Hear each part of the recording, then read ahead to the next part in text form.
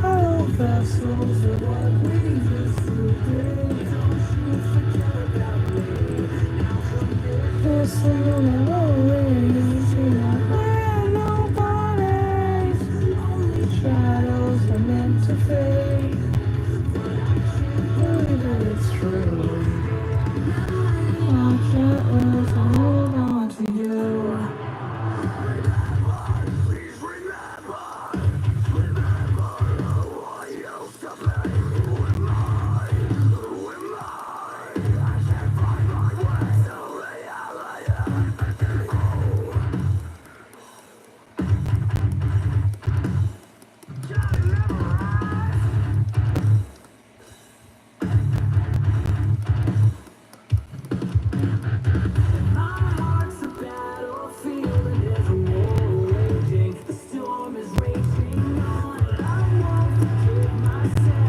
If I lead away, you never got it. You disappear.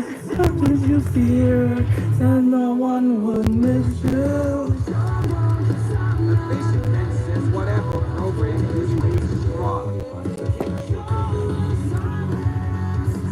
The fossils are what we used to be. Thinking about me. It's a little only shadows are meant to fade. Don't use Apple Pen. Never used Apple.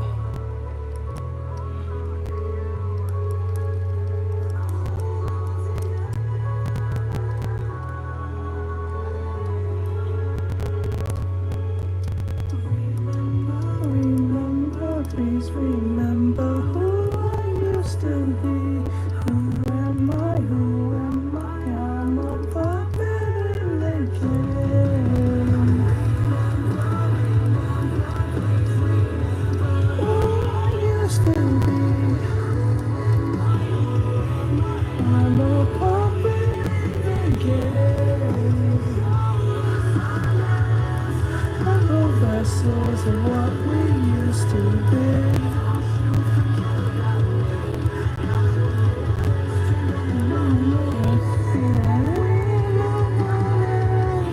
Only shadows are meant to fade, fade. It's true.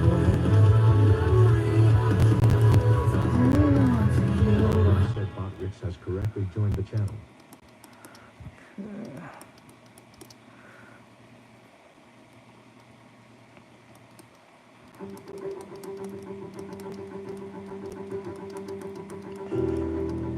Dear God, please hear me out. I know it's been a couple years since I reached out and said hello. I bet you're wondering why I keep obsessing on and stressing all the little things when I should be living life and soaking up the memories. I know I've been selfish, I have no excuse to give you it's true.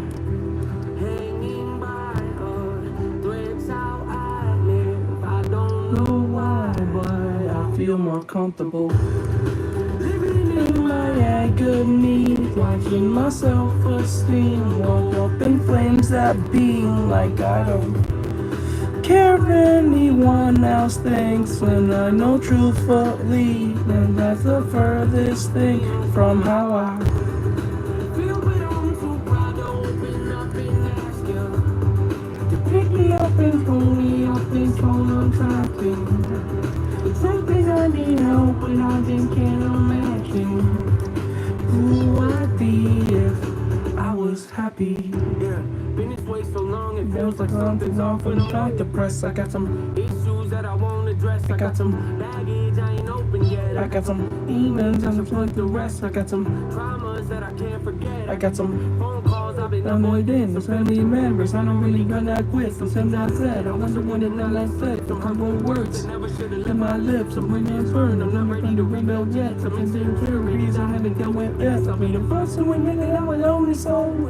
I'm so admit that I need to hate the whole. Losing hope. Putting down the danger road. Strange, I know it's time to go so home when I'm living in my agony, watching my self-esteem go up in flames that feel like I don't care what anyone else thinks, and I know truthfully that's the furthest thing from how I wanna open up and ask you to pick me up and pull me up and controls I'm trapped in. The truth is I need help, but I just can't imagine who I'd be if I was happy. Don't want to round the. Janae says good evening, everyone. Hello. Yes, but I can't keep on living.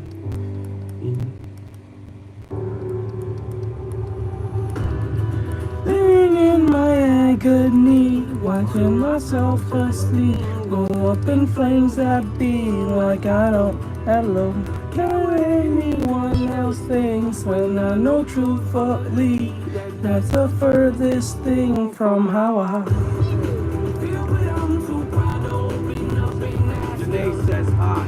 Hey, hello. I think that imagine who I'd be if I was happy.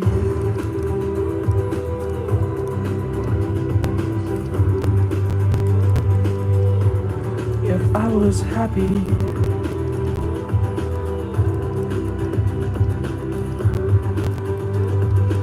Oh my God, it's I was corn. happy. Oh my God, it's corn.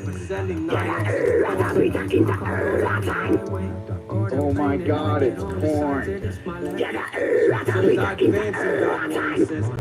Oh my God, it's corn. How are you? I'm doing well, just doing my thing.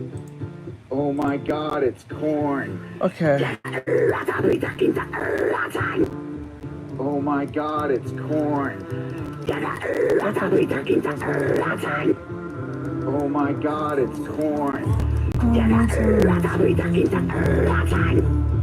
Oh my God, it's corn. Oh my God, it's corn.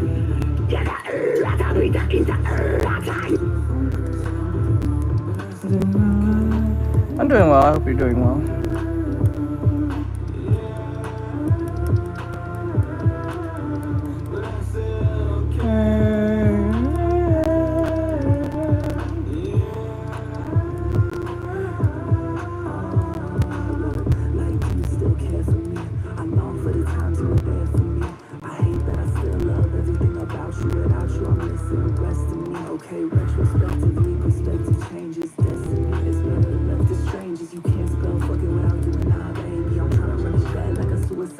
What's up, Flynn? I'm trying to redefine what I see in we, but if you place musical death and destruction, I guess it's a part of that low VE, so let's.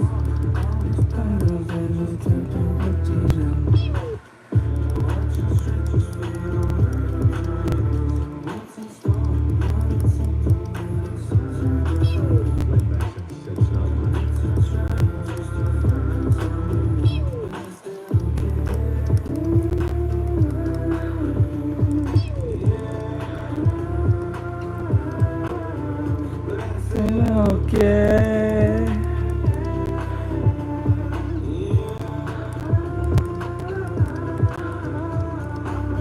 Hold on. I can't do the back no more.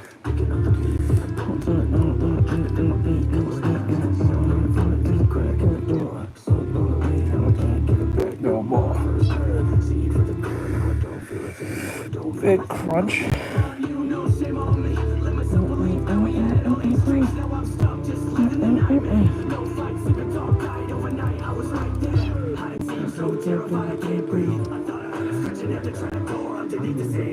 You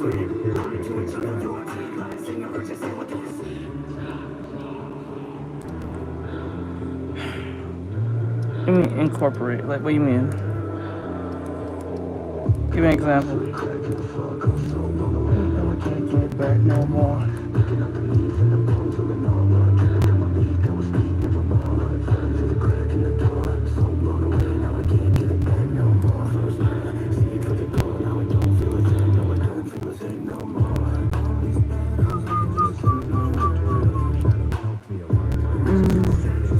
Teacher, tutorial for shells helped me a lot in my recent drawing. Good. Speaking of that, we're gonna be doing that today. We're gonna be doing some shadow, some skin coloring today.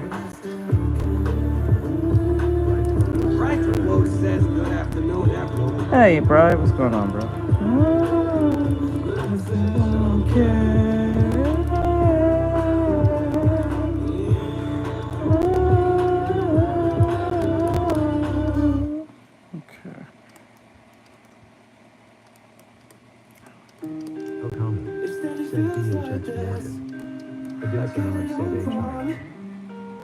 Cause all the good days get taken away when my head turns on. Or, Okami, what was your question? Please explain. What do you mean by your question?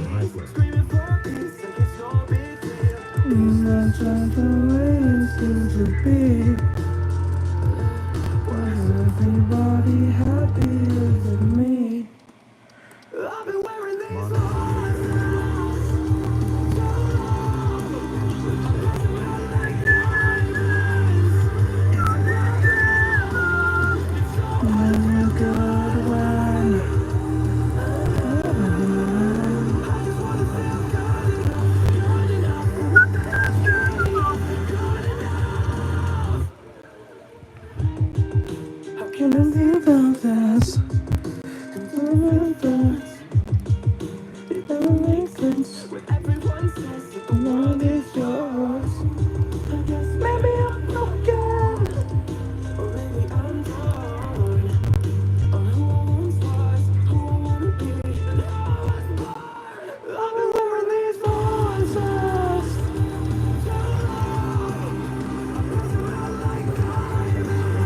Okay. Hello, everyone. Hello.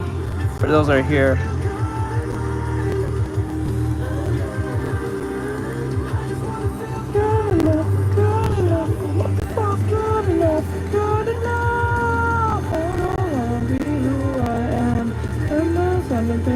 Best friend over myself when I wanna be who I am. You're my best friend over.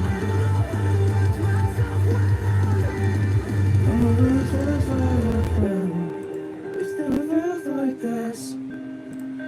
Yeah. You said it goes like this. Then I've been wearing these voices.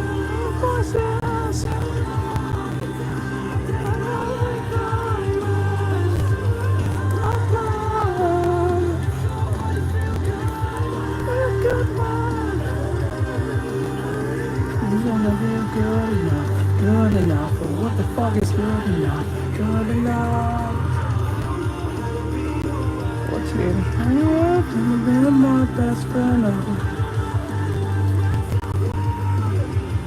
I lose as I have been.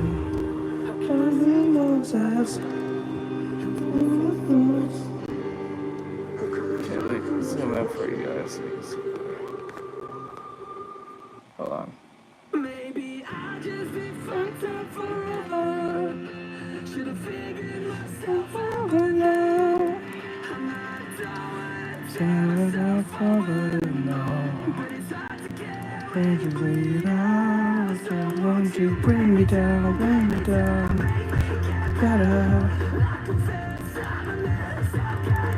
Are you guys having trouble over there on TikTok? Is TikTok having problems? I have this feeling it is.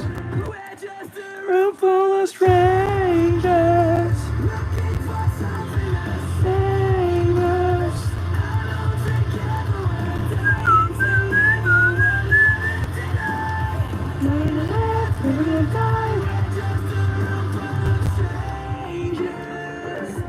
know the music. Okay, hold on. Let me turn on the music. I think the music's overpowering, so everyone can't hear what they want to say. So I'll put it like this. Like that.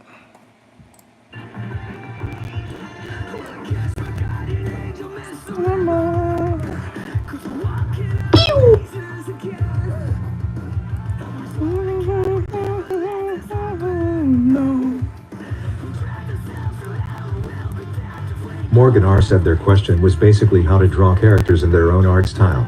Practice. Like drawing Goku in their own style, for example. You need to practice then. Flynn Bass and Sesk's question: have you watched the Reacher series on Amazon Video? No, I have not. You need to practice your 8 fundamentals. Mono said, okay, I have to go now. Good All night, right. everyone. There, Mono.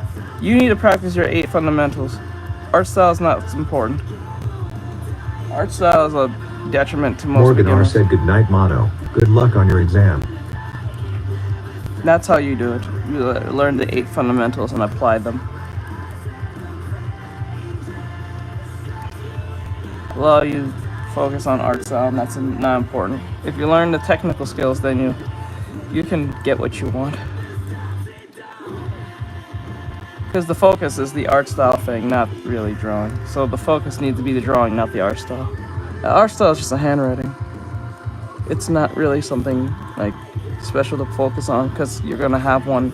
If you practice long enough, you'll get one. It's like learning your ABCs, 1, 2, 3s. Everyone has a way of drawing, writing words, but no one worries about what is your art style in writing words and letters and numbers, because they do it so many times. It's not something that is like enticing to them. Flynn Bassett said, I forget what all the fundamentals are. The 8 fundamentals is shape, form, hold on. Morgan R said that's what I told him. Yeah. That it's more of practicing so much that when draw from reference, it's muscle memory. Yep. It's shape, form, gesture, foreshortening, balance,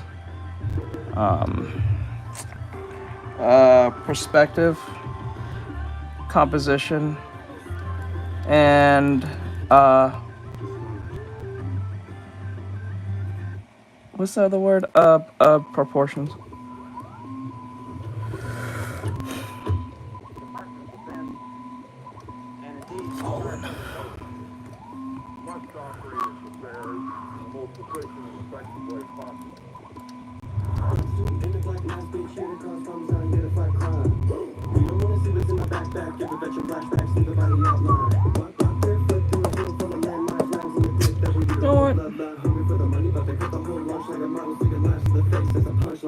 Are you serious? Like, I'm just getting tired of TikTok bullshit, yo.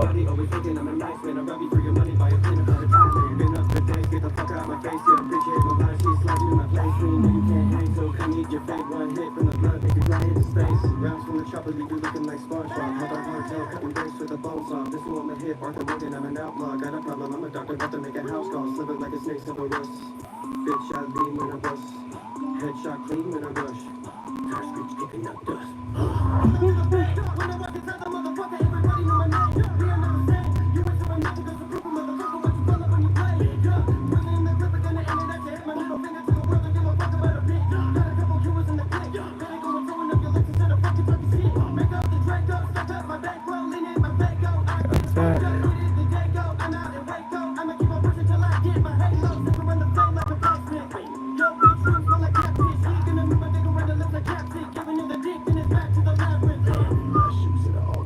That's where the problem comes in here with the arm.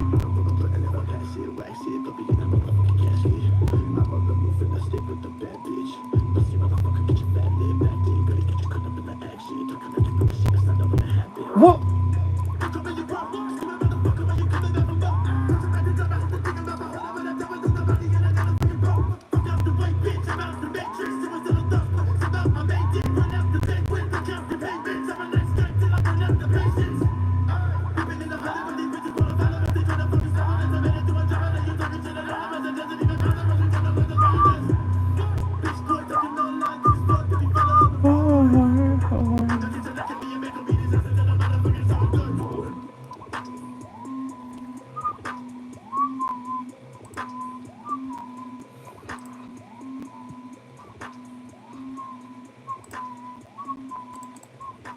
Ansk, double exclamation mark, smirking cat face, just followed. Okay. Okay, like that. And then put the hands about here. And put the hands about here. Now, this one's gotta be more focused onto the clothes itself. Mainly, I actually don't even need the head. I just need the body itself. So the focus is mainly on the clothing. So we're gonna build some clothes. I'm gonna find some different like clothing for her. So I don't know. Like I still like the defaulted way I made it, but I think I'm gonna make some changes. Morgan R asks Artextric what manga is your wallpaper from? Gotcha Akuda. Or gotcha Yakuza, depending on who you ask.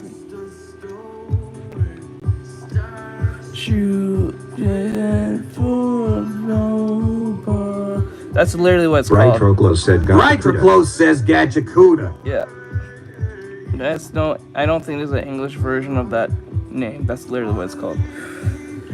So I'm not trying to be difficult based on the by saying that.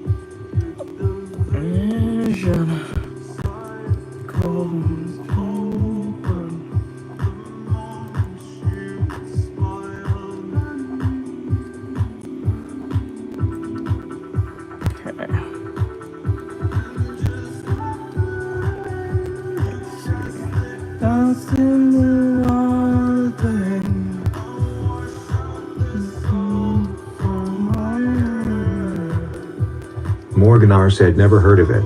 Looks detailed AF though. Yeah, look it up. It's pretty awesome. It's made by the assistant who helped the guy make Soul Eater.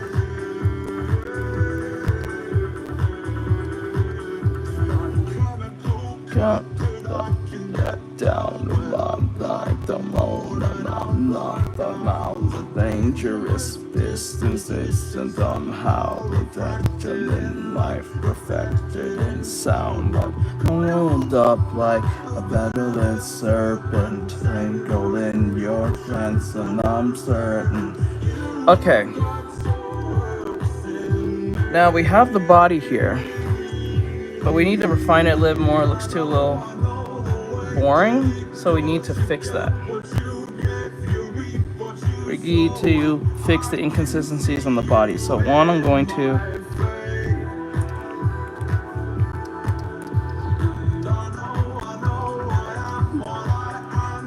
it's mostly from the shoulders here.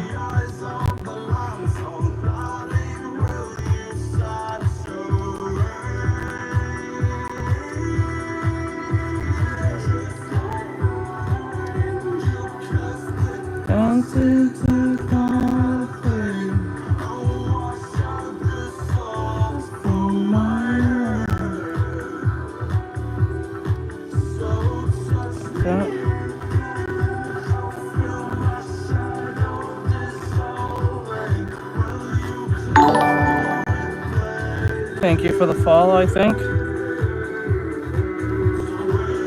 Oh man. Okay. Now, like that.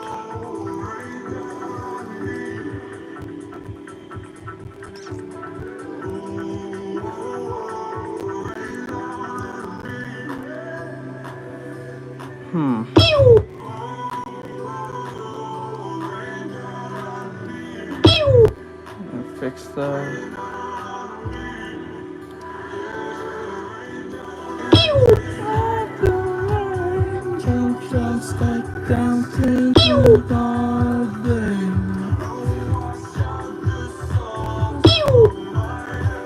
Okay.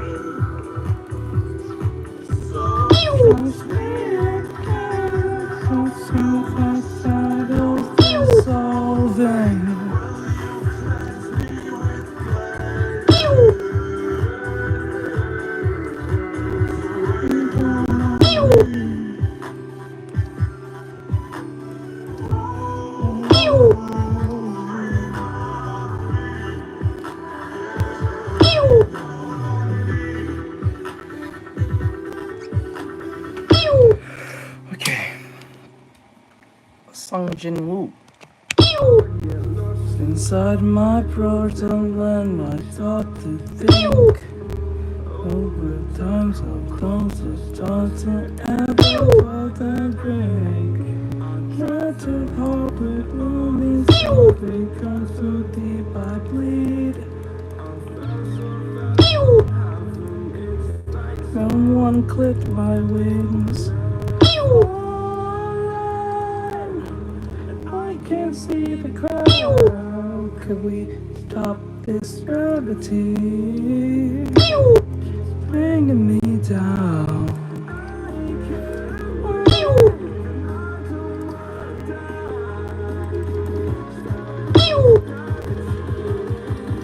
And I don't say goodbye.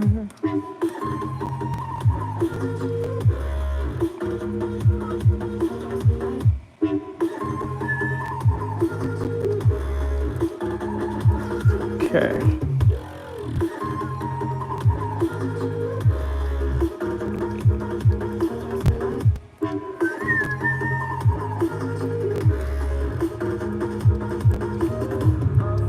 Everything I gave to me so long ago. Begging to let go. And thoughts when you get there. Okay.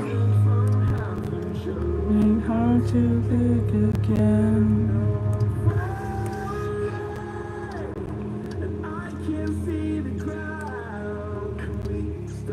This gravity bringing me down.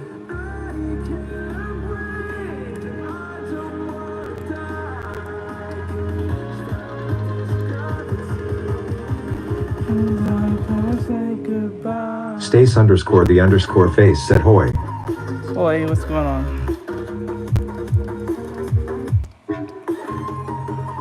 Actually, we'll stop from here. So what we'll do is turn down.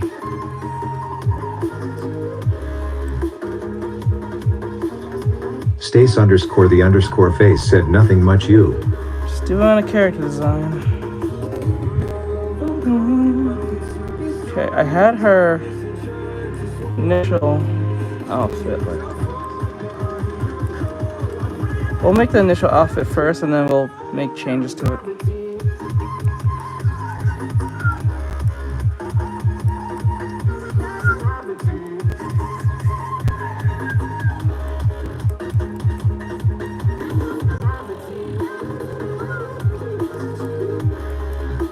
Stace underscore the underscore face asks same one from Jacko says C costume is Jack, on. It's Milky pretty Way cool. Said C costume is on.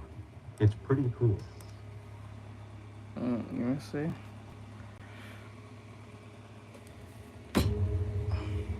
Something about costume? Huh?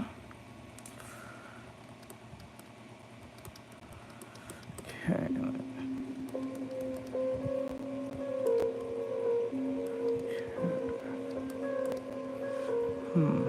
Actually, you know what? I'll do the arms last. I just want to. Trapped and I call you bluffing. Don't know what it is I'm loving. Ain't coming down there from me. Got the drill, so I fell down my stomach. Slip and I slide when I dive it on the gas tank. And when I ride. Living life in the fast lane. Resurrected the last thing I heard is you flat from the records that you made. You rather be instead. Try to burn it, but you can only run so far for the core god. I'm trying to not so scarred. Drop that shit for the drugs for kids, bitch. I'm the one who done it. It's someone dead from a city where nobody wanna be great. In these visions, I don't make it one at nights and day. Down to the streets, see a GNC. Now I'm trapped to the center like it's DMC. To these motherfuckers, they claim you know it's an icon. I don't give a damn about a list. They got their eyes on stage. I'm oblivion, it's kind of the meridian. Something controversial, made them bring in the comedian. Time to walk, quote, and moving, so I'll be below the surface. Giving me a minute to explain the words I wrote up. Trapped and I call you bluffing. Don't know what it is I'm loving. Making a gun, I'm stopping. Coming through someone down my stomach. Slide when I slide. When I from a gas tank. That when I fly. Living life in the fast lane. Faith in the sacred, the passions of vow for the creed and secrete, disinfect and expel, pure, and then it's vile, making it easy, rejecting the file, but do not revise. Living the dice. Sanctity's name of the Lord Lord of the flies. Exercise, do not expect to rise up to the heavens. mistakes ain't been rectified. Convertibles, yeah, then be brought to infernos. You're bringing the shackles, but I don't deserve those. What's a mean to measure a particular relation? Doesn't warrant any punishment or warrant an excision. See the reaper coming as a fucking repercussion. I don't ever sleep in nothing, gotta keep the meter running. Say, what about done and being cooked up in the flames? Got the steak and the carotid, need the cook to be contained. Trapped and I caught you bluffing. When it is, I'm nothing. Ain't coming down, falling. Till the truth down my stomach. So when I slide, When I siphon for the gas tank. When I find, remember, like, with the fast lane.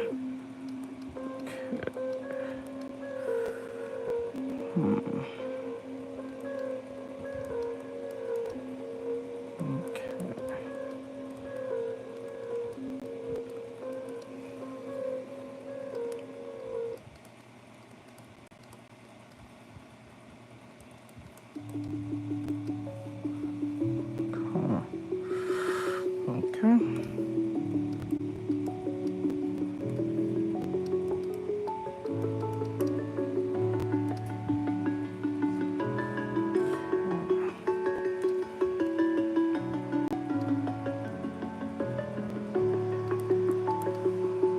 I'm alone, I'm a broken home. I leave you all the bricks that I own and know.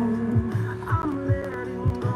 I'm breaking these walls down, breaking these walls down. If you want it, I should. Jacko says and pink and yellow with a dark skin tone with a black hair looks really cool as well. Okay. Thank you.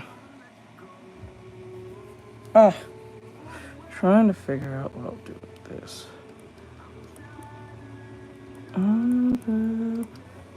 Okay, so our initial look was. Hold on. Move this out of the way.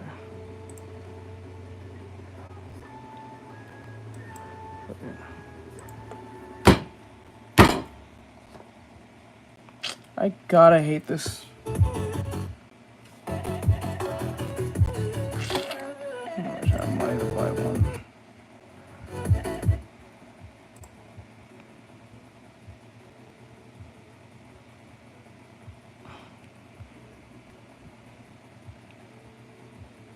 What the fuck is...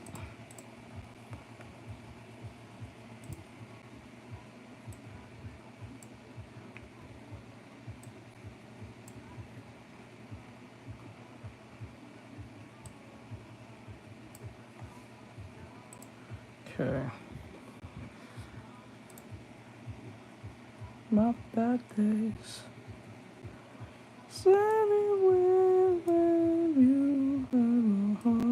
Zabrevsky says I'm finally back.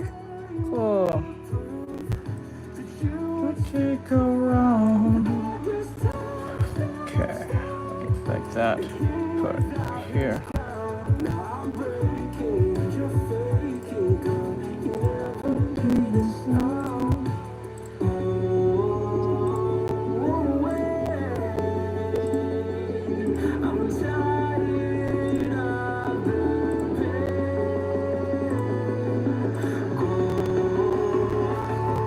Okay.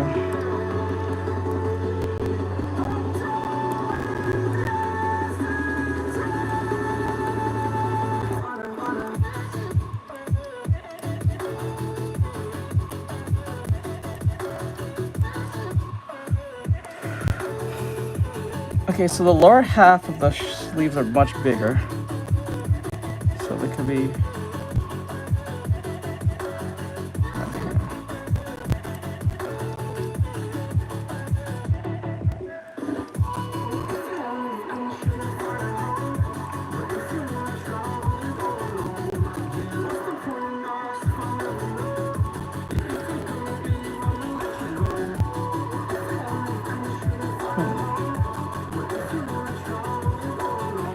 Okay, so the way I did it, okay, so I think the problem, okay, so like this, and then take like that, right?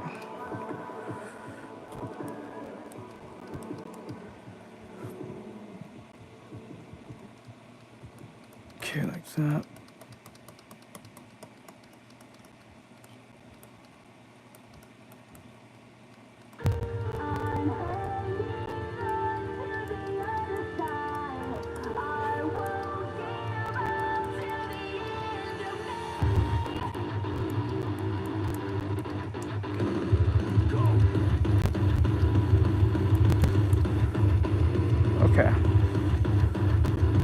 keep that intact.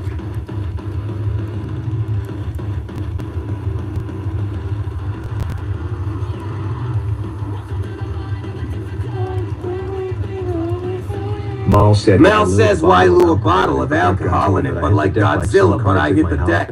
Like some card that my house got.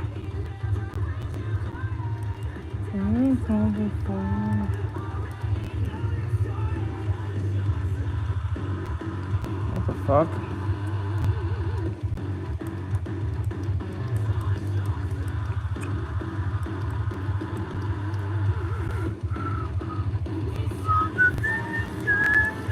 Mal says Godzilla, Eminem song. I can swallow a bottle of alcohol in there like Godzilla. But I have the deck.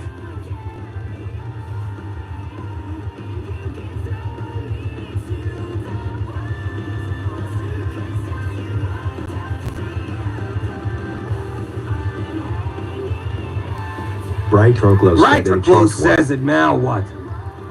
I think he's trying to do rap lyrics. Please stop. It's fucking cringe.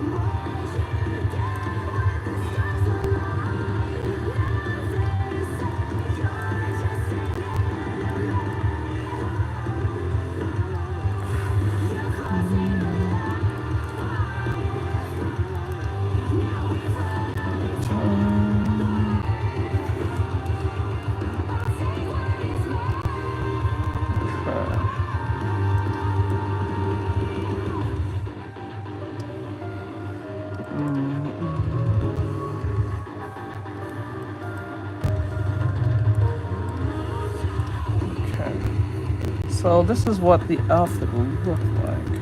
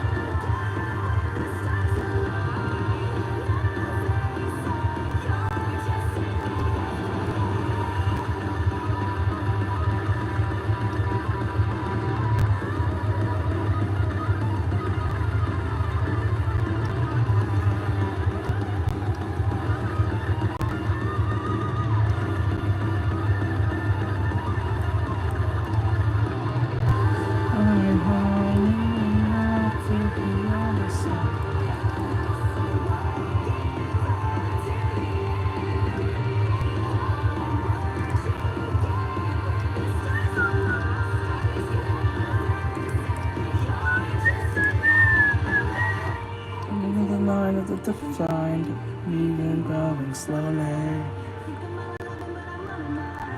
You won't really know me. You don't leave me sorry. Not before.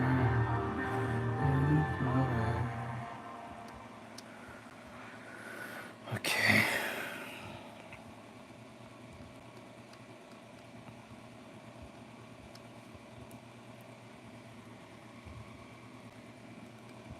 Are you guys having glitches on TikTok? Like it's laggy or whatever?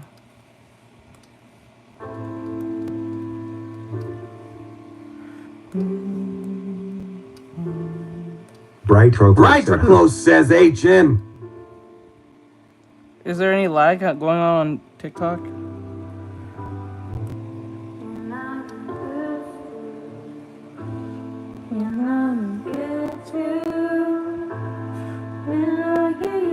Bright Troglo said no. Okay.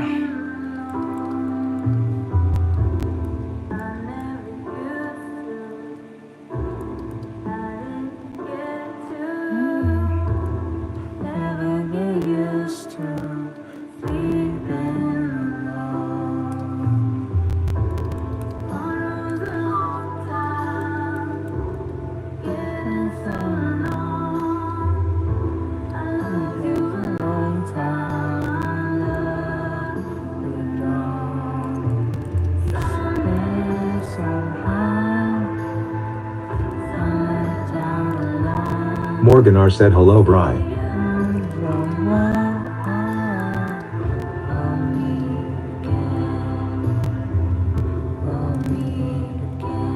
User says hey. Hello.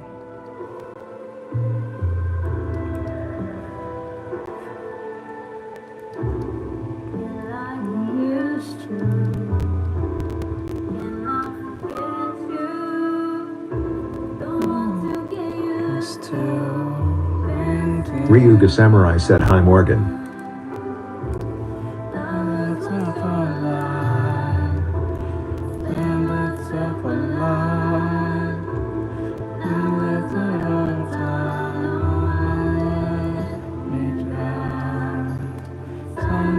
Mal says favorite board.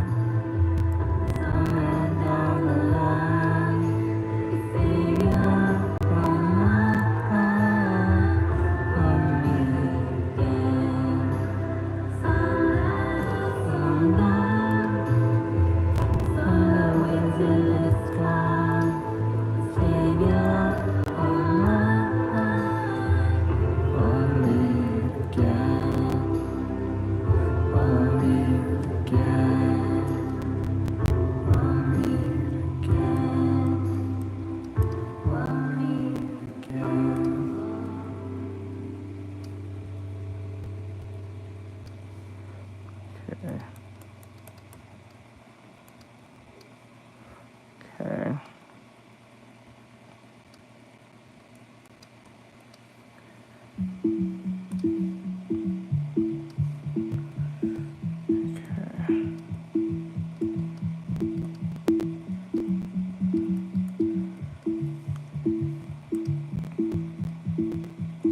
Do you roll with the waves?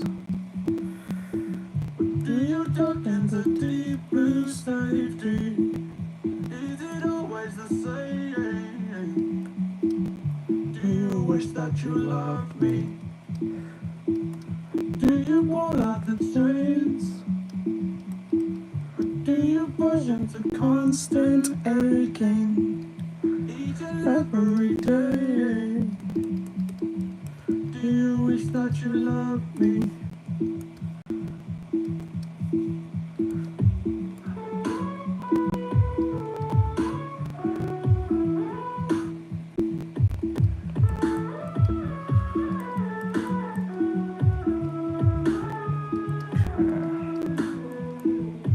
Is there something you give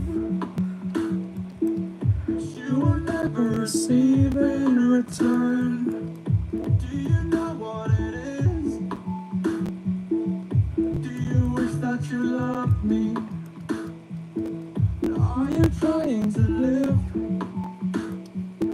like everything is a lesson to learn? Can you ever forgive yourself? Pedro Miguel Leal said Rello. Hello. My reflection just won't smile back at me like I know it should. I'ma turn into a stranger in an instant if I could.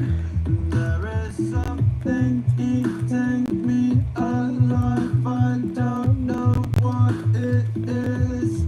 Maybe not that you can see your feelings, they just don't exist. Do you ever believe we can turn into different people? It's getting harder to be myself. Do you wish that you loved me? Can we ever release? Is it better to just not feel? Can we get to lead? Do you wish that you loved me? And it's been so long, like I'm forgetting what it feels like. But I'd rather not remind myself and leave me all behind. And I try so hard to fix it all, but nothing seems to help. give you what I cannot give myself. Wish that you love me. Do you wish that you loved me? Do you wish that you loved me? Oh, oh. Do you wish that you loved me? Do you wish that you loved me? Do you wish that you loved me? Do you wish that you loved me? Oh, do you wish that you loved me? Mal asks, what is your favorite Mel food? says, what is your favorite food? Kind of like those Chinese glazed chicken or whatever.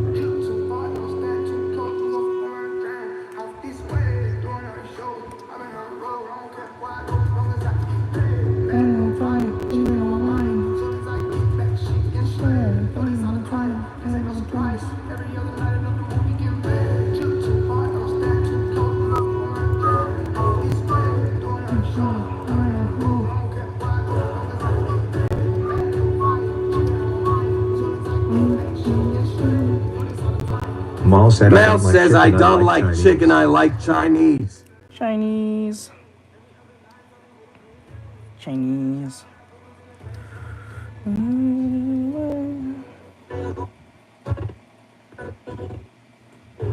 just like anything that is spicy, to be honest.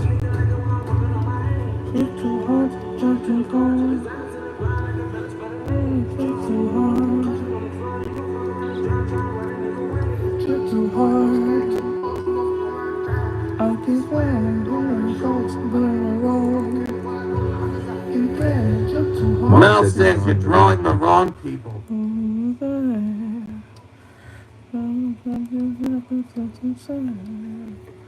What kind of response is that? I'm doing my character design. What the fuck are you talking about?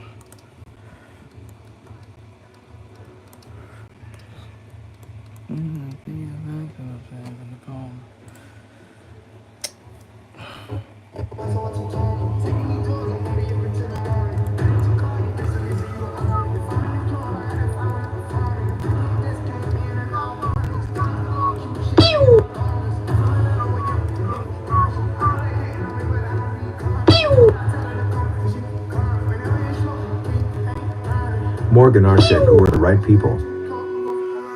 I don't know what he's talking about. That's the part I don't get. I'm gonna fight.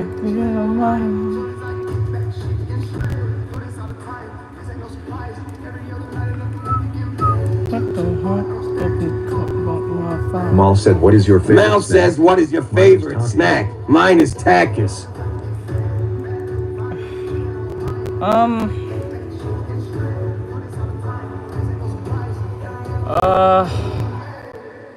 I think it's New Orleans vinegar salt chips or something. Yeah, I think that's what it is.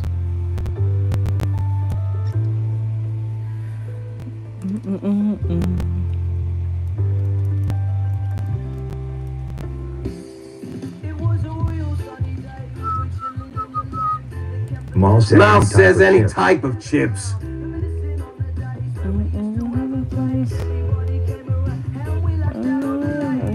No, just New Orleans. New Orleans salt and vinegar salt chips, I believe. Ain't the fucking have a good time. Okay, so the outfit needs to be a little bit more. Oh, boy, oh, you feel. Okay, like this.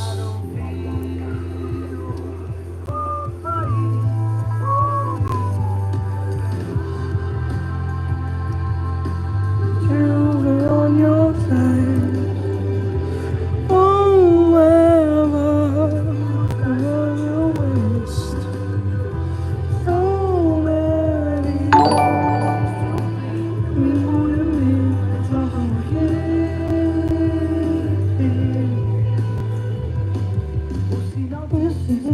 Everything is perfect. Who's it?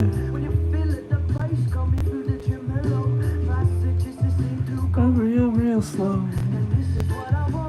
This is what you get.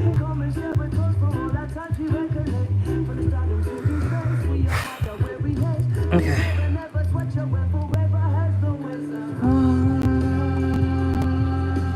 Choosing on your face. Forever. On your ways. Mel's just followed.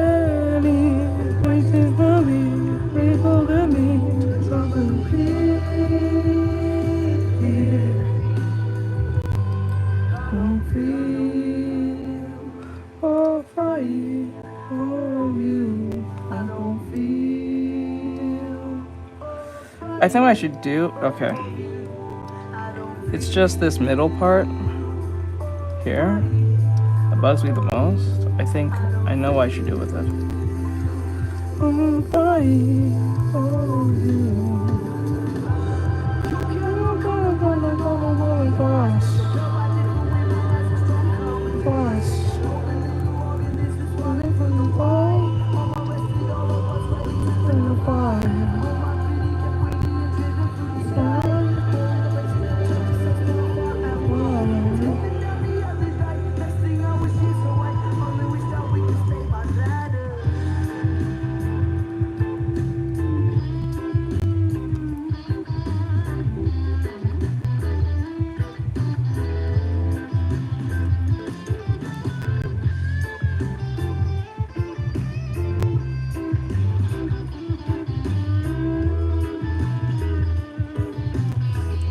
Morgan R said could do a Chun-Li-esque design and have a ribbon there that keeps her core tight. Yeah, I may have to do that.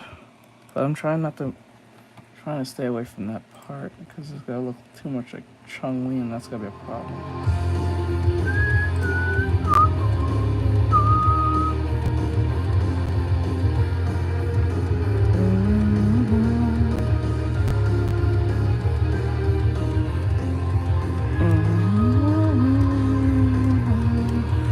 Put a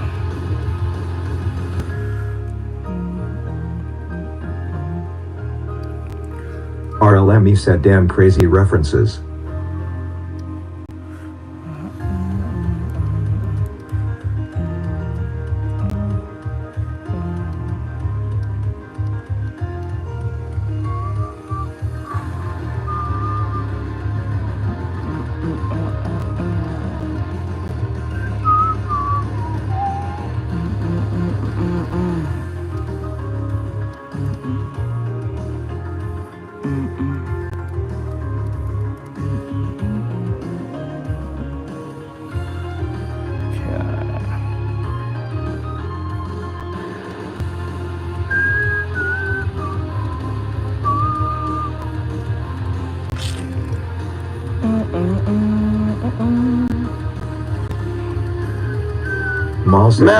Mel said.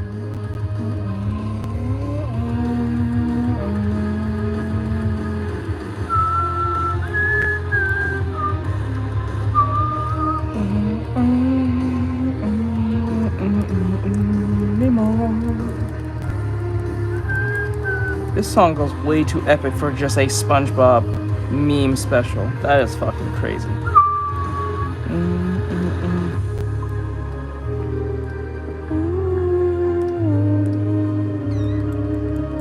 Right, close says it. It's just too much. It's on par with You Say Run. That's how weird that is. It's on par with that. It's the weirdest thing. It's on par with You Say Run.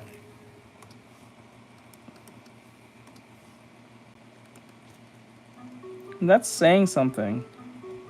From like a known, well, not to say no name, but like a very small YouTube channel compared to like a $1 million or $1 billion company like Bone Studios. Jack like for a fighting game, or like a really good anime, or like a really good anime. Mel said.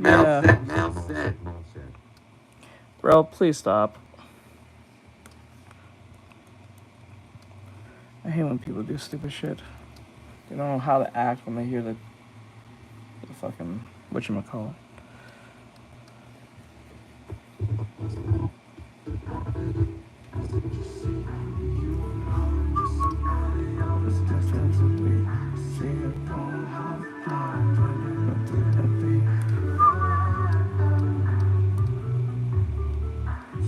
Secondhand smoke in the bus on the street.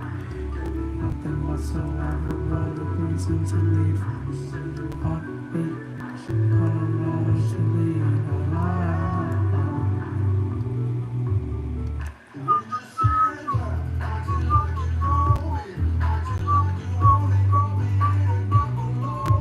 None about the death threats, sounding at the lonely. Wanna be 6 feet under them, be lonely. Another problem, lonely. Running off and passive and controlling. What? Can you think it's holy? Think I'm not the one to think about me. Yeah, I may have to put a belt there. Turning bone half fire when you're looking at me. I may have to change it. I may have to change it.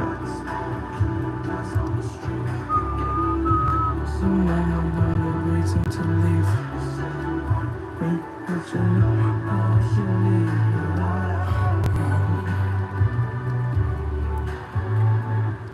Shit.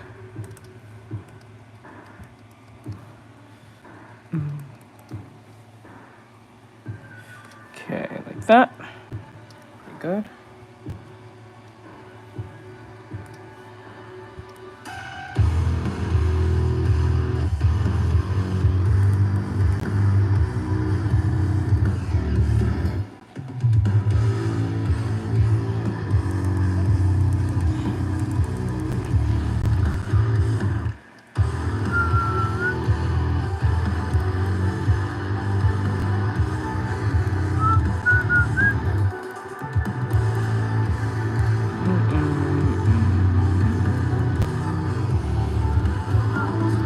Somebody out of the seat.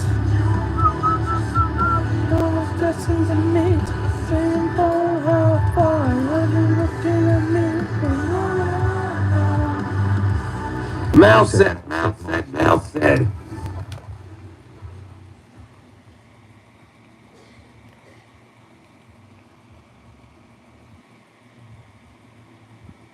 Yeah, the fucking idiot. I don't know what it is. People are so stupid. They don't know how to react when they hear the text to speech. They're very dumb. Like, incredibly stupid. They don't know how to act. Such a stupid idiot. I don't know what the fuck is wrong with people. Bro works for the FBI. Fucking big idiot. Let me see. Can't follow simple directions. It's weird as shit. Okay.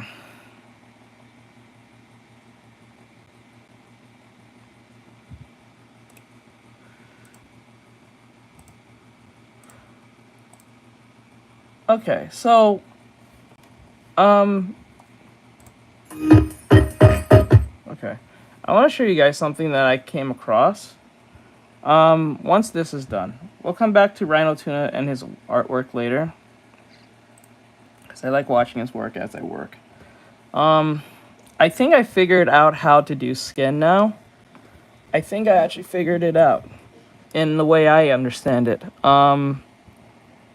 And I think by just watching Rhino Tuna for a couple of hours, or like at least for a few days, hours on end after the stream, I think I figured it out to a degree.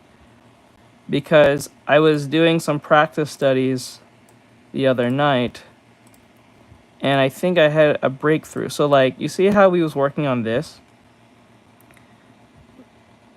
I think I figured it out, like how to actually do it correctly and make it feel 3D and have that 3D effect. You see like these little creases like here and then like here. I think I figured it out. I could not figure out how to make those creases. And now I think I literally had a breakthrough. So I finally, I guess, in a way, leveled up finally. I've been stuck on this thing for like a year and a half. Probably 2 years. I'll say 2 years and a half. Probably even 3, I'll say. It took me so long to figure that out. In the way I Jacko wanted to. says, good Rad. job, good Milky job, Way. much Said, respect. good job, much respect. So frustrating. I think I figured it out. So we're gonna apply that to the character that I'm working on here. I know there's gonna be there's changes that I made on her from her hair. I think the clothes will still be the same, but it has to look kind of like mecha futuristic, with some RPG elements I'm gonna put in. I still want her to have the Street Fighter gloves. I might change some aspects of the dress and the stockings as well. Not totally sure yet, but we'll figure that out. I like this outfit, so I'm gonna try to keep this element in check, but like I'm gonna add some stuff, maybe subtract some things, experiment with some outfits, and then apply them if they look good, like if it feels good on the character. So we're using this as a base of what the original looks like, close to this, and then we'll make changes to it to see if it looks better or it could be enhanced. But I have to make sure that that the outfit works in all angles. So like from under her dress, the top of her dress, the undershirt. This is more like a top placement from right here. Oh, you guys can't see it. Sorry. From right here. This is a top-down view. This is a 3/4 view. And then we'll do like a technically under the skirt. I don't know if she's gonna have panties on or she's gonna have like shorts. I think I'll just put on shorts because she's a fighter. Because if I go old school Street Fighter, she'll just have panties on. But like, given the times we live in, I'll just give her shorts, like short shorts, with the stockings that she has on. So we'll probably mostly do that to avoid any retribution. And since this is kind of like mecha inspired, because like I like the hair I had for her, but it's just too big and too messy. So that's why the focus on the last one we was doing was basically on was color schemes mainly. It was not really the outfit itself. The outfit was just a placeholder because I know I was going to upgrade that anyway. So I put her in this more preppier looking outfit. It doesn't look really Street Fighter-esque. It looks more like preppy, something more like, I don't know, something in style that girls will probably wear. But the focus on this one was just on color schemes. Especially if it was like a fighting game. So this is like color scheme focus, not really. Two things: color scheme focus and hair design focus. The hair and this color schemes, I think, are fine in the sense of if I had to pick any of these, I think they'll just do fine. Some of them will do better than others, but I think the hair should stay the way it is. This is the hairstyle I think we're gonna run with. Unlike the old one was nice, but it's hard to really distinguish what you're looking at here. So I would pull back on that, on the hair, and fix it. And then I did, which will apply that to this. So if I were to redo this, I'll just put in the hair the way I want it. Now for the eyes I designed the eyes the way I want it to be, so the eyes will not be the same with this one. The lashes are more outwards, and the eyes are a lot more rounded. They're not as, spread out as I had them. They're gonna look more like this, right? The point of this one was based on physique and just items at best. We already know her physique is pretty in par because if she's a fighter, therefore, whether it's legs or arms or even both, she's gonna be pretty lean because, So we already know the physique from this point, right? So this one is this is initial idea, like concept idea. This one's physique and what her body type at least looks like, what the type of body I want her to have. from top to bottom. And then this is focused on color and hair, because I wanted to design the hair alongside the colors. Now this one is going to be focused on the clothing itself. I don't think it needs to be upgraded, but we can experiment and see if we can make it better. There's always room for improvement, no matter if you think it's perfect. Even perfection can't be, perfect. So we'll see how that works. But before we get into that, I ran into something last night that was kind of, I think is kind of interesting. I think anyone who's into animation or been watching any animation stuff, I ran into something called Pretty Please, I Don't Want to Be a Magical Girl. It was a plot animatic that was given by Kahan Smith.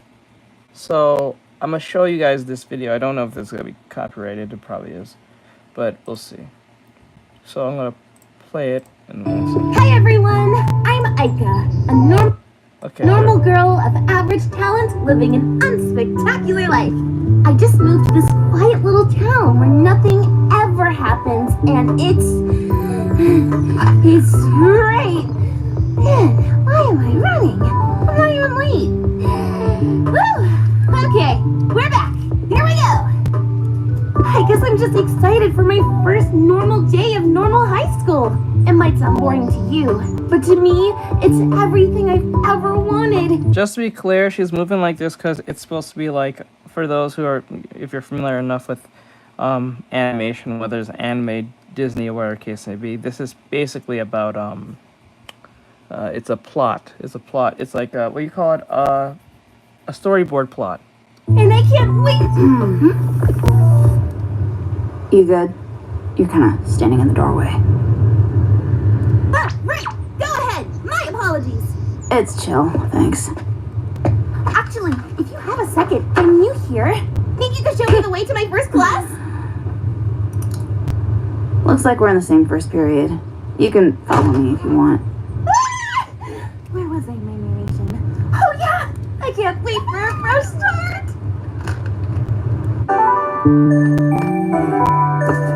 And first ever pop quiz, done. Kill me. Oh, looks like no one else is done yet. I too am still working. Oh, hey miss! Can I please go to the bathroom, please? What? Oh. Jolly Andre says hello, teach, hello, chat. Hello. Gotta finish your quiz before leaving the classroom. Thanks, see you tomorrow! But You're doing great work. I love you. Okay, this is a little too much. I sometimes think this type of archetype of character is kind of annoying to a certain degree. I understand they're trying to make the character... I think the problem with this is like they're trying to make the character a little bit too likable. And then when you try and make your character... Jacko says yes. Said yes. Yeah, when you make your character too likable, they tend to be extremely annoying and unlikable. Kind of like, you know what this reminds me of? This character archetype reminds me of... I think her name is Ringo? Ringo from Little Witch Academia. The girl who obsesses a lot over that legendary witch that she wants to be so bad. And everything she does comes off extremely annoying because she's trying to be as perfect as possible. But she's super energetic and over the top. Brightroclose says the MC. Yeah, the MC. I think her name was Ringo. I think, if that was right. I think I'm saying the name wrong. I think it starts with an R, but I forgot what her name actually was. I'm not saying that the anime is bad or anything. It's just sometimes the character who comes off like this comes off very fucking annoying. Like, I get it. I get what they're trying to do, and I understand it. I'm not mad at for the Arthur or the writer or the creator making their character be as cute as possible or try to be as likable as possible. Actually, the character design is nice. I actually like the little star thing. That looks kind of cute, and it's really clean, so it looks even better. So I like the character design. I'm a sucker for character design, but like when your character design is great, but your personality is ass, that kind of ruins the whole, like, you know what I'm saying? It's like getting a sandwich that looks really nice, like a sub sandwich. It looks pretty, and when you put it in your mouth, it tastes like ass. It's like, what the hell is this? It's kind of like that. I needed that today. Well, I'll let it slide. Looks like she finished after all. And with a perfect score? Jacko says it's made with fake beef and tofu. Right? Guess I'll hide out here for a while. No!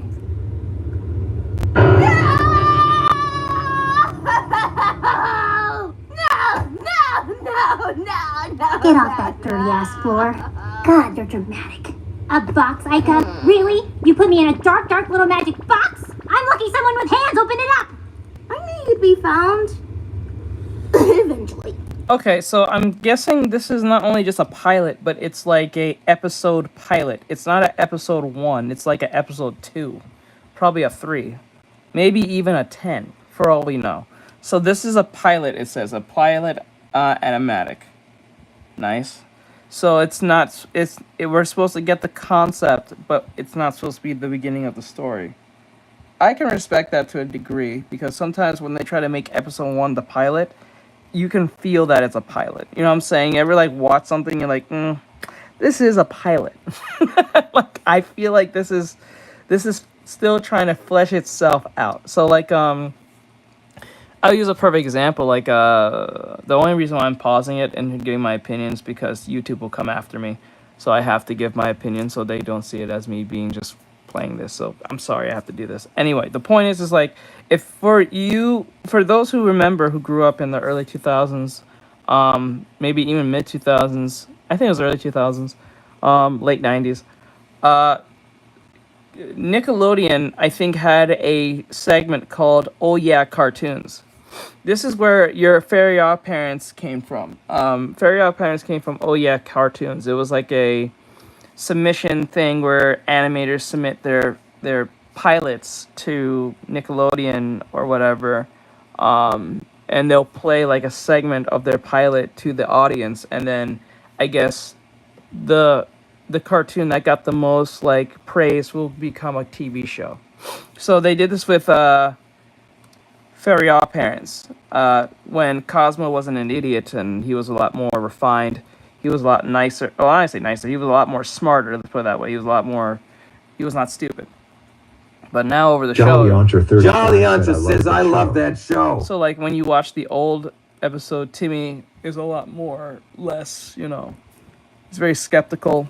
He I don't know if his babysitter had the same hairstyle. I'm pretty sure there was some changes of the clothing or color schemes of some of the characters, but like, if I remember right, I don't even think his parents look the same from the pilot, or so, if I remember right. But yeah, so, and I think the problem, what I have with pilots is that they always make the pilot episode 1. I don't think that should be a thing. I think if you're making a pilot, it should be a conceptual thing, and that's it. I don't think it should be a episode 1, because changes could be made, and then they'll actually retcon some things that they said before in the pilot. That's supposed to be episode 1, and it causes confusion. So there's that too. 1, 2, 3, 4, 5. 1. Dude, how many fingers do you have? What the fuck? 1, 2, 3. Meryl Alamori said hi. 5. Why does it look like 6? Does it look like 6?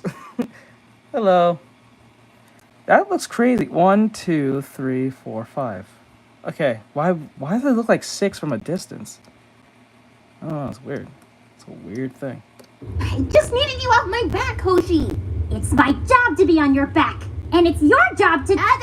Unless it's a minimum wage cashier job, I should not be working. I'm 15. Whatever needs to be done can be handled by the others back home. Sorry for putting you in a box, but I need this. Please go. And try not to be seen. Fine. At least take this. just in case. Call me if you need me. What? What was that? Nothing. Don't worry about it. Well, I think my kidneys are backwards. Okay, that's kind of funny. Bruh, some kid got a perfect score on the quiz. The curve is fucked. Oh, okay, is that type of show? Hey, thanks for helping me earlier. Can I see And I you? noticed that with pilots, they'll be more raunchier than they should be. Have you noticed that? Like most pilots are pretty like raunchy if you stop and think about it. They're very more risque if you get what I'm saying. And I think they do, I think they do this with manga. I think in manga they do this in manga, like when you're making a manga or when you make your first manga and they publish it. The point of the first manga is supposed to get you so fast on the premise. You're supposed to get your readers so fast on the premise.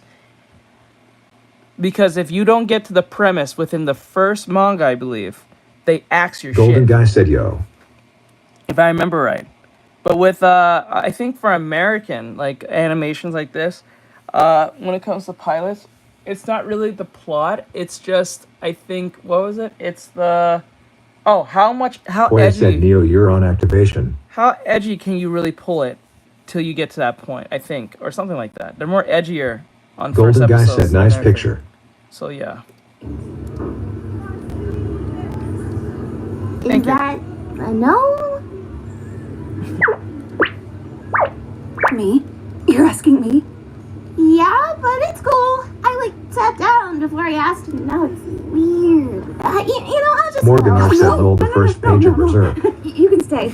I'm just not used to First page of me is all. You see, I'm kind of a loser. Wow, a real life high school loser. Wait. I hope this is not some strange premise of Jacko says Shonen Jump does this for manga. yeah, like I hope they don't wait. This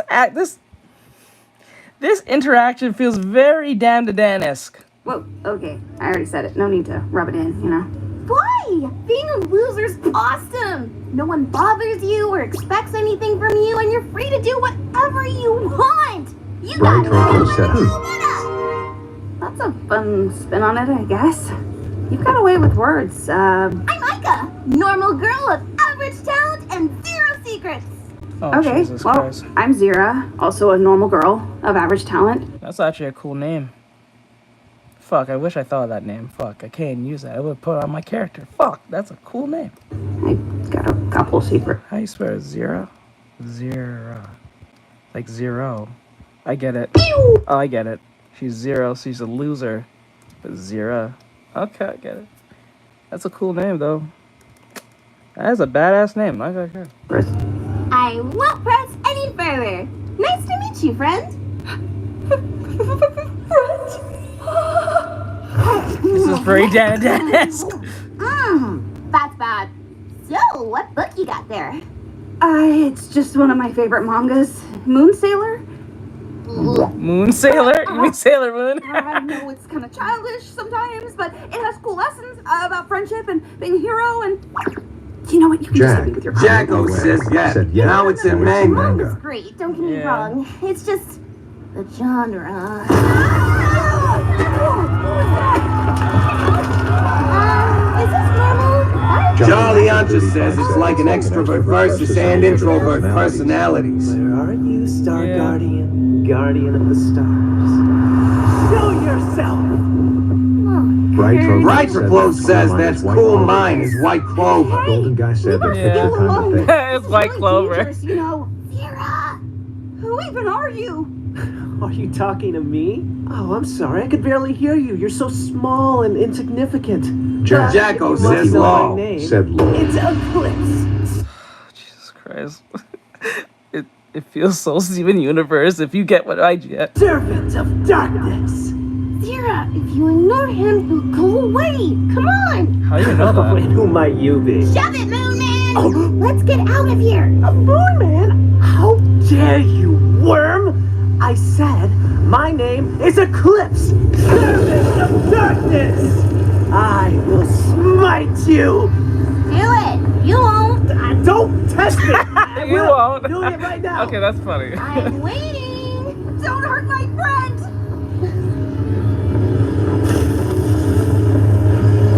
No choice now. You I'm won't. regretting my decision! Jack. Jacko says hi to the games. Aha! There you are, Star Guardian, Guardian of the Stars. I knew you were here. You have to say that? Star Guardian? Gasp! Are you? A magical girl? Yes, she is. And not only that, she's my arch nemesis. And also, double gasp, magical love interest? Ew! Haha, yes! Gosh, you're opening my mouth a little. Man, you know what? Let me just get this over with. Triple gasp! Are you about to do a magical girl transformation? Oh. Wow, that. Time. Wow, I thought you was actually gonna do the transformation. I feel kind of attacked. I don't know how. Who else? I'm sorry. I thought she really was gonna do it, but okay, fuck you. Okay, let's do it! Yes! I knew you'd need me! I forget what comes after triple gasp, gasp! Magical mask! Jack. Jacko says me Consider myself too. more of a Said me too. magical friend, but whatever. It's time to wish upon a star, Ica! Yeah, I wish, you know what I want. Good enough!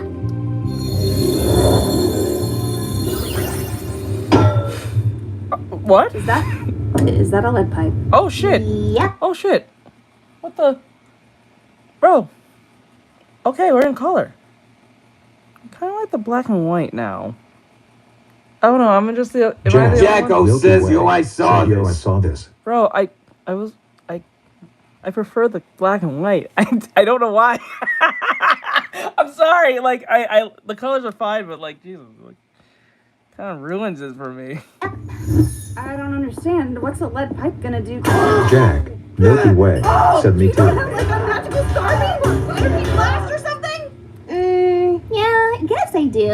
Like, what even is a star beam, you know? Now a lead pipe to the shins? That's just reliable, baby. This isn't over. I'll be back, Star Guardian, Guardian of the Stars, as soon as my bones heal. You left your eye He's thingy. never been able to use magic. Jacko says Milky yo. Way. Ica, Said you yo. were amazing. That was just like Moon Sailor, except not at all. And you're a black magical girl? I know that's right. Her methods are unique, but she's the best of the best. Can you believe she ran away from it all? And put me in a dark, dark box? Yeah, still mad about that, by the way. Ran away? Why? Well, truth be told, I don't want to be a magical girl. Oh, I want to watch. Man. Yay, it's time for class!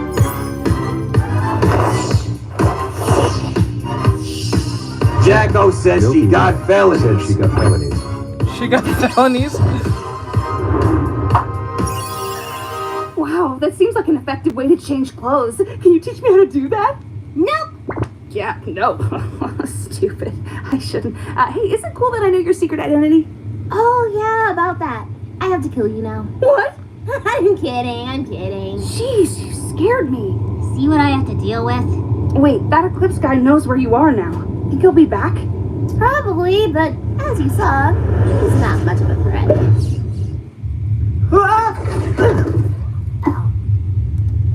I'm back, milady. Well, that went poorly, didn't it?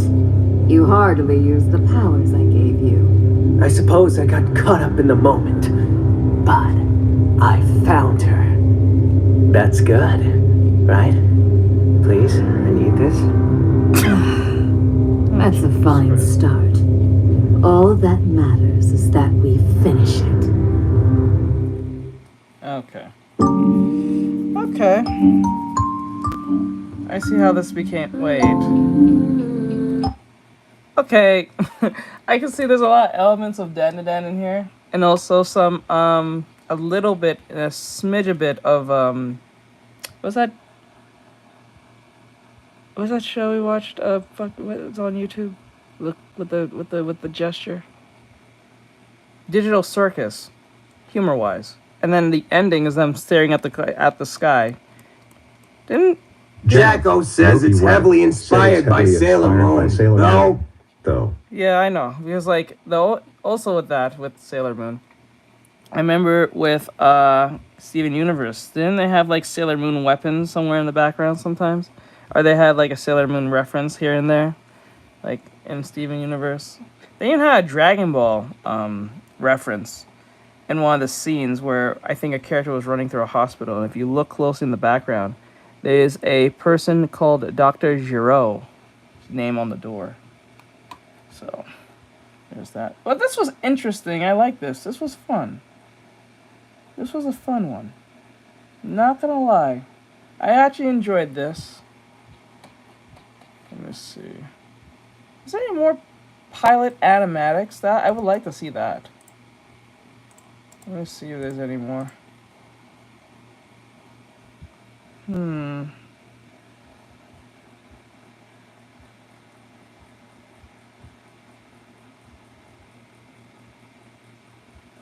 Okay, let's play this. Be interesting.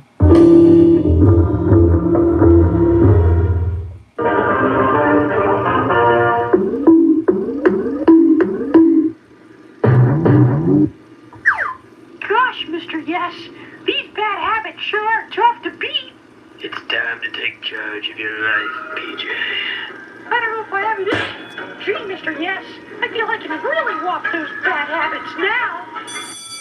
I swear to God, Elo, health class is such a fat load of tripe. Come on, let's get to the bench. Mama's jonesing. Oh, hold on, Becky. I can't find my butterscotch. You taped it to the inner wall with stickers. Oh! Why do you have a Big Bang Theory calendar? Did you, like, get it for free? You don't like Sheldon? Ugh, boo.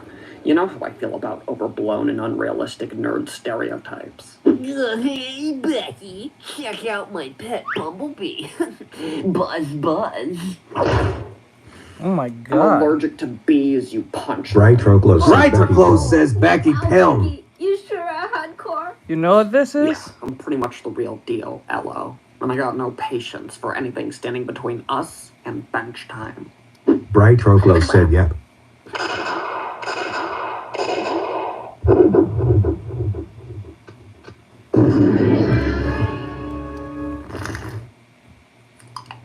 Oh, look, Becky. Isn't that Jessie and her friends sitting on your bench?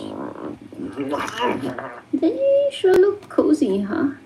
Don't they though, Elo? Don't they? All snugged up over there. My only solace. The one spot with a window so I can smoke, and far enough away from the incessant student body of freaks. This is how a Tyrannosaurus would drink his shot. I'm pretty sure the person who's talking is probably male, based on how they're talking. I feel like it's a male. But then again, it could be female for all I know. But the thing is here is they couldn't find anyone else as a voice actor to talk like this normally? I'm pretty sure there's a bunch of girls who can talk in that Valley Girl talk. Oh, God. Good milk. I'm not going back to wearing a nicotine patch and a set of earplugs every lunch hour like in middle school. Jessica friggin' Kimberly and her bitch-ass cronies have taken my sanctuary, Elo. My ritualistic altar of rejuvenation. Do you understand? It's my bench, Elo. My bench. Okay, so you know, let's go ask them to move. And she wouldn't give me a stick of gum, so I tore out her eyelashes. So right on. Go, girl. I'm sorry. Did it just get 270 pounds fatter in here? More like 275 at the rate Rolo over there is putting away that butterscotch. Don't you spit that out, Elo. That's yours to enjoy. So, what the hell's up with this? Scoot. Oh, Bessie, bless your silly, stupid heart, asking me to move like I was a fox in your hen house. It's Becky, and I'm not dicking around. You better hightail it stat before this shit gets ugly. Oh my. Well, it's too bad I already decided I like it here. Yeah. This is ours now. Ours now. And we're just gonna have to learn to accept change. It's a part of life. And besides, I don't see your name on it. It's carved in the back. Like you, if you don't make like a tree. And get the f*** off my bench. Leave it, Becky. Let's Go sit by the sawdust barrel in front of the shop class. It smells like pine. Listen to your sheepdog, Betty. We'll keep this nest warm from now on. Like chirp. Don't test me, Jesse. I'll make sure you won't even have an ass to use for stealing benches. Friggin' little queen bee and your posse of tropes. Think I'm gonna roll over and let you get away with it, sister? Oh, hell no. You'll be sitting in that bench over my cold, dead body.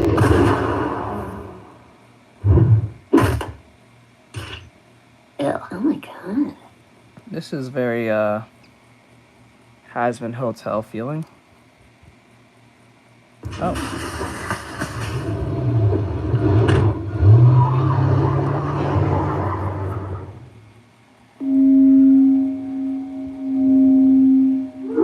Dead body.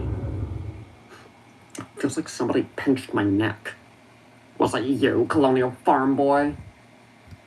Wait, what? Like you're in the spirit world.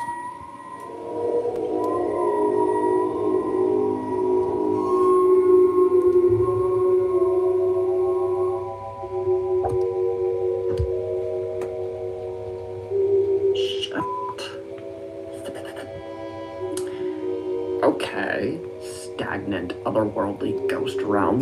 Great. I wonder when the maddening concept of eternity Negative Ninja sets said love in. Becky Prim. Holy hell. Attention students. Yesterday, as you may have heard, there was a fatal accident involving one of our own students, so please pay respects at the designated deceased student remembrance wall, where the art club has added a very tasteful poster commemorating the life and death of our young Rebecca Prim. Ashes to ashes, she will be missed. Lunch today will consist of fruit cups and economically sound Oh god, why? He was so hot. Goodbye, Becky. You beautiful cinnamon roll.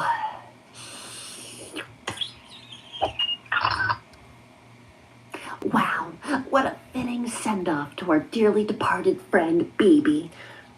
I think it was Becky. Whatever. Gosh, all this morning sure has me exhausted, and I have the perfect place in mind to catch my breath. Come along now, Flock.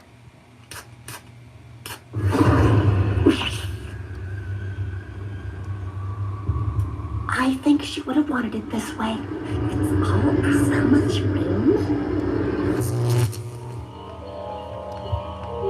So, Lily Borden, 40 whacks to the head, wasn't it? Seems a little excessive. One for each day of Christ's final temptation. Alright, whatever, Fruit Loop. Hey, wait a minute. Something doesn't bode. Not gonna lie, if you were a spirit and you see other spirits who are fecked up, you shouldn't be that scared, to be honest. They can't do much to you anyway. And even if they could, you probably can do just as much as more to them as they can to you. Ugh, I don't know, Liz. I'm like really restless and angry for some reason. I feel like I want to sit down. Why doesn't Purg have any benches anywhere? Benches. It's got a nice dip to it. Well, naturally, it's broken in. That's what happens with so many years of bad sit. Bench! Oh my god. They're still sitting in my bench. Those bitches. Fresh?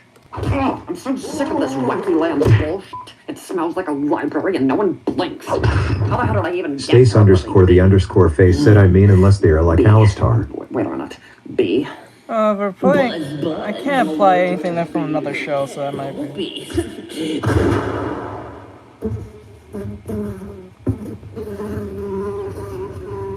A creepy little skis and a stupid murder bee. I'm gonna haunt his ass.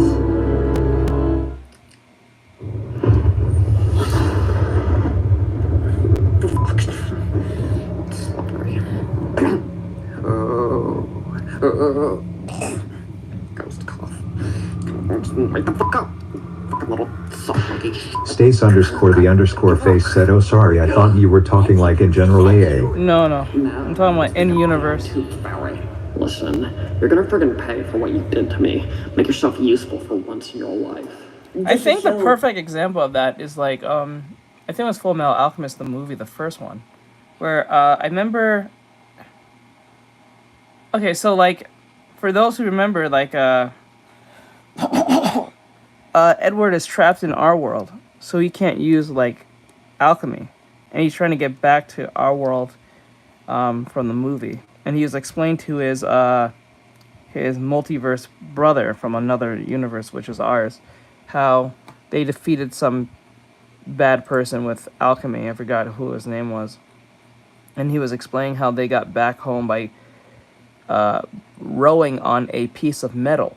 Both him and both Edward and Alphonse, I mean.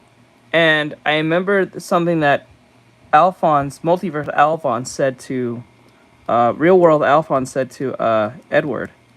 And he said something along the lines of how the idea of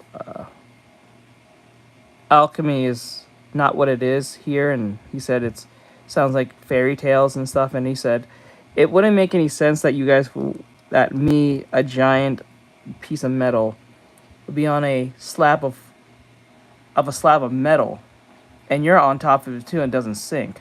So that means the physics there is even different from just the idea of alchemy. So like that's why in-world universes don't work against each other, because what's considered heavy may not be as heavy in that universe compared to another. So out of left field. Kind of like that scene in Ghostbusters when Dan Aykroyd is woken by that spiritual vixen. Stace_the_face said yeah.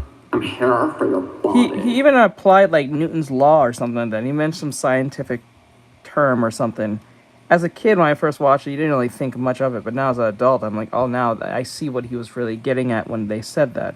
I like that because they kept the universe in check, because they can't just say whatever they want. It has to apply based on the universe. Stace_the_face said dang. Yeah. Well. Please be gentle.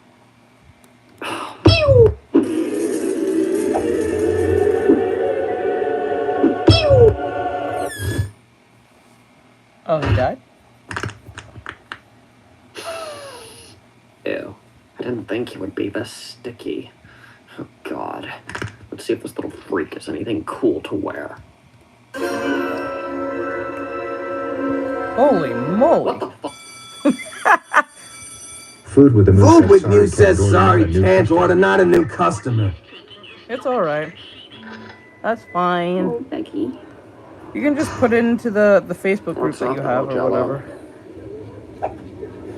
Chase Bishop says hello. Hello. Well, in a flesh. Not a very good Morgan R. said bro, the human version of Sid the Sloth. That's so cool. Yeah. Oh, wait. What about this Ouija board I bought? Food with Muse says I will. You don't need that shit, hello. No damn spell checking those things anyways. You still gonna need help with work? Alright, come on, let's get to the bench. You came all the way back from the dead just so you could chill and smoke? Wow.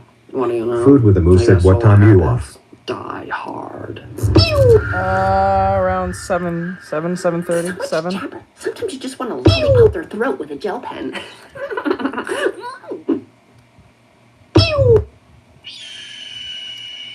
Jessica? Hey, loser. Food with the Moose said okay. Food with Muse says Okies. Okay. Why don't you friggin' make me Starbucks? And just who in the jolly shit do you think you are, you horse's ass? You really think you can fill my seat with your social disease? Oh, I know I can, Jesse. After all, I've been shaving it just so with all that fat set. Cassandra. What? What do you even... It's Becky. Just shut up and look at my Cassandra. Wow, that's a whole different name compared to what she said, Cassandra. I was like, wait, what? I was like, who's that?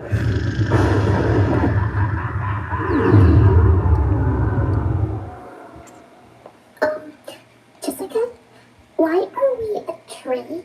Shut up, you twigs. Oh, what the barf?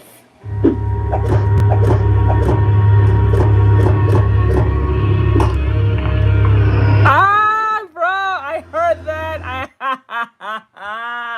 I I heard the song. I heard that. That's from Courage the Cowardly Dog. I know when some crazy shit is about to go down, it plays that music. I heard that. Sandra. Play it again. Twigs. I'm not stupid. I heard that. Right to blow says lol, you two. Yeah.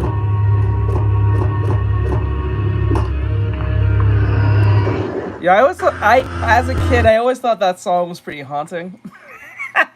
It was pretty haunting. Every time I heard that, I was like, oh shit, some shit's going down.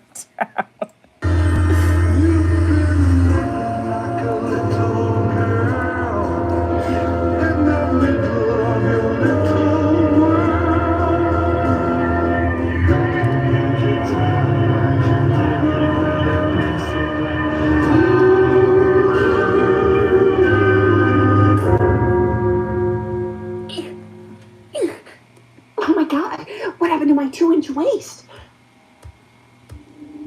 You're my bench now, Jessica. Oh, you're my bench now. I get it. Hope you like discounted knockoff brand jeans. No, those are designer.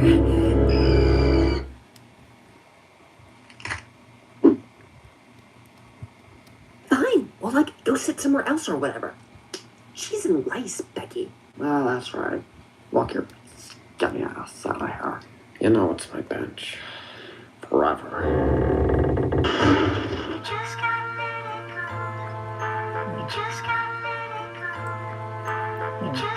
That was interesting nonetheless. I'm not gonna lie. That was interesting. Huh. I don't know, I feel like that was cool, but like it was like it felt so I don't know what it is. Maybe it's just because it was like it felt so much like Has-Been Hotel. Maybe it's just the art style. Oh yeah, I remember seeing this.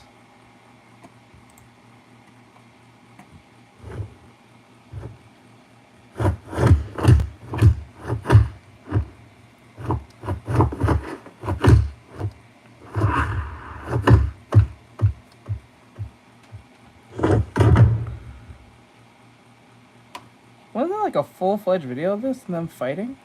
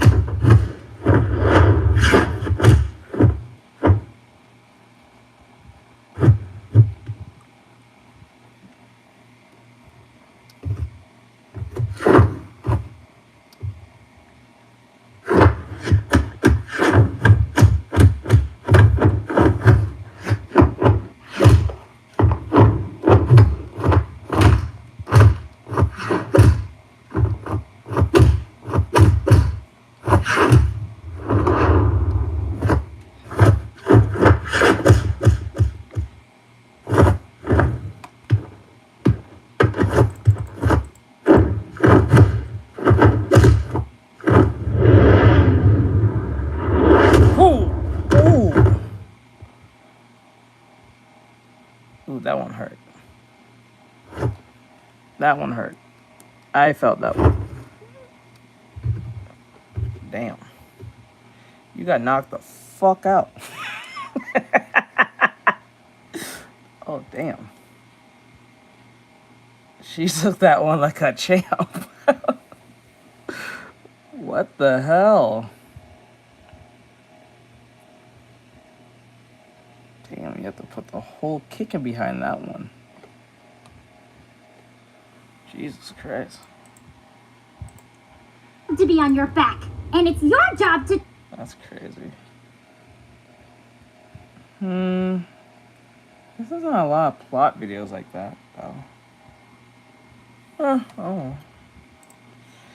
Alright, so as far as I see it. Let me see.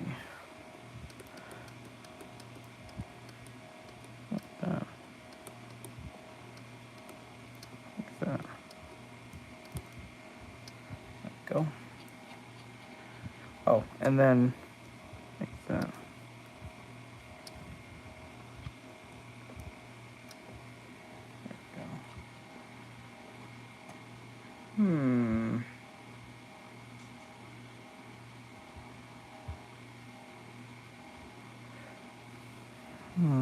I still think that it's the mid part that keeps pissing me off. It just doesn't look like right.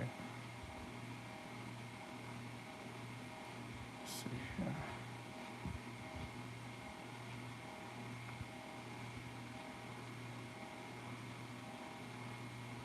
here. This is interesting.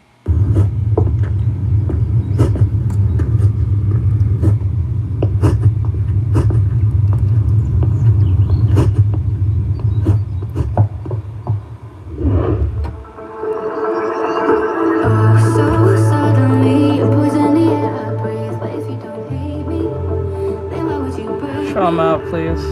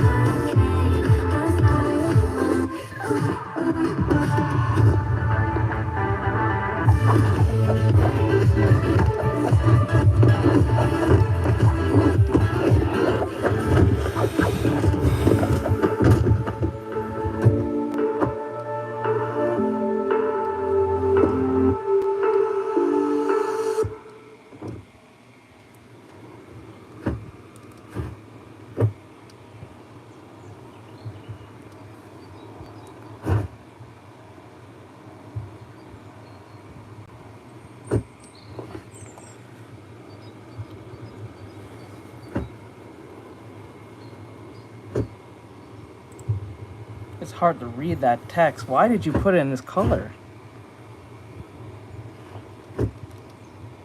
Oh my god, dude.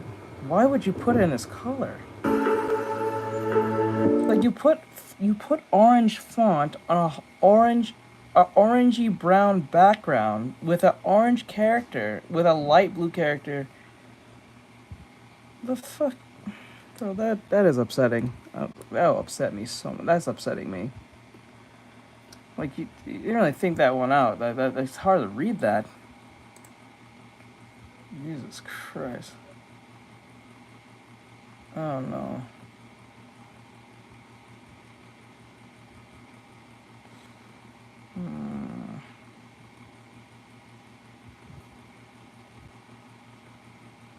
Let's see.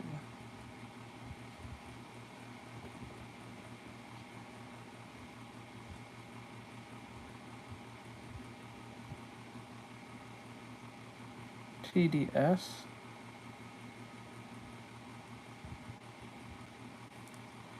Oh God. Okay, I'm not gonna play that. I'm not listening to that shit. Okay, let's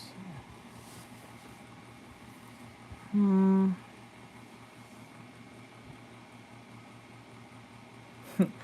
Thanos needs to come back. Wait, I found a video the other day. Let me see if I can pull it up. Hold up. I was meaning to show it to you guys, but where is it? Here it is.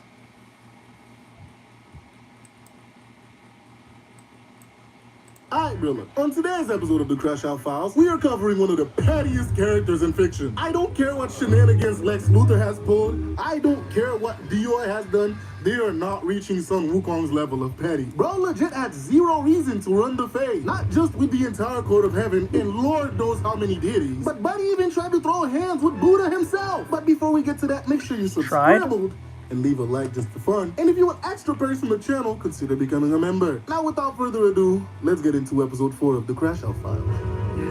I'm about to take, watch out, man, I'm about to crash out. I done hit by you, and now I'm about to wild out.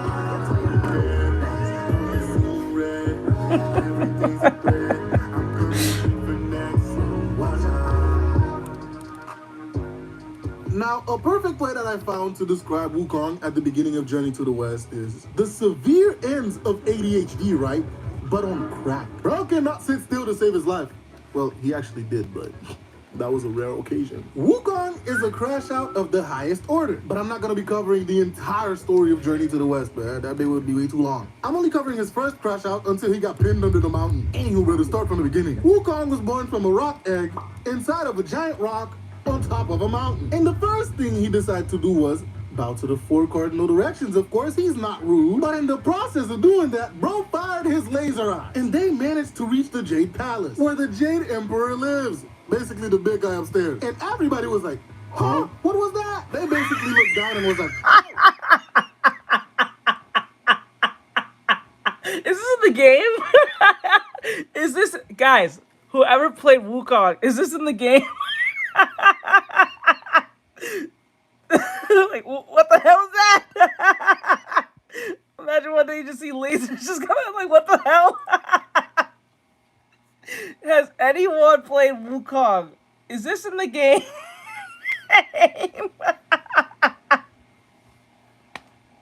Bro, what is happening? That is funny. You can't tell me that ain't funny. it's just a stone monkey. And he was like, oh, that's it? Everybody just go back to whatever you were doing. Because apparently a monkey born from a rock being able to shoot lasers is just normal to this guy. Now, the stone monkey, he didn't have a name yet, just lived on Flower Fruit Mountain with all the other monkeys. Until one of the monkeys had the genius idea to follow the river to its source. And all the other monkeys was like, what? That's a great idea. So they followed it, and of course it led to a waterfall. But now this poses another question. What's behind the waterfall? Now, between all these other monkeys, none of them was brave enough to go check out what's on the other side. Until Wukong just hopped through. And what did he find?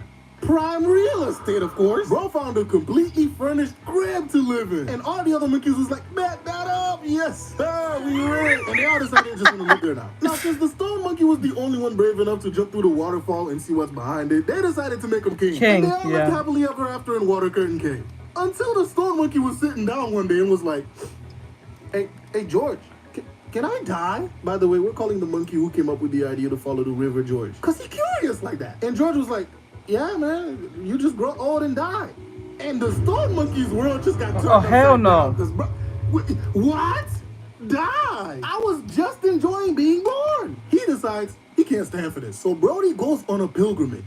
9 years, 2 whole continents to find a way to extend his life until he ends up on the doorstep of the monk Sabaudi. And bro asked Wukong, like, what do you want me to teach you? And bro got straight to the point. He was like, I want to learn how to be immortal. Shut the fuck up, bro. We can't have everybody know I could teach you that. That lesson is reserved for my most dedicated student. And Wukong was like, what?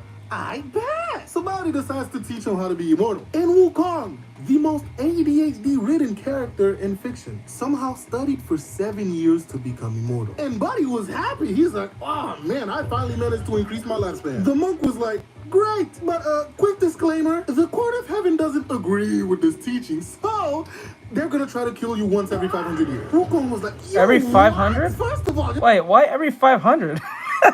Every 500? Like directly on the dot, 500. So when so it's like 2000. Say it's 2000, and then I live up to 2500. They're gonna fight me, and then if I survive that year or whatever, it's 3000. Oh, that's a.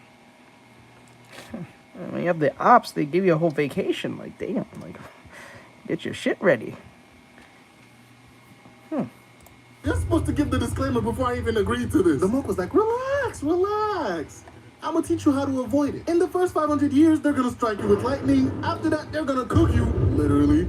And if those 2 methods don't work, they're they're just gonna disintegrate you. And Wukong's Wait, head what? was just spinning at this point. Oh, by the way, the monk Sabati was the one who gave Sun Wukong his name, meaning monkey awakened to emptiness. Anywho, like I said, bro, Sun Wukong's head was just spinning. He ain't know how to take this. But the monk was like, yo, relax.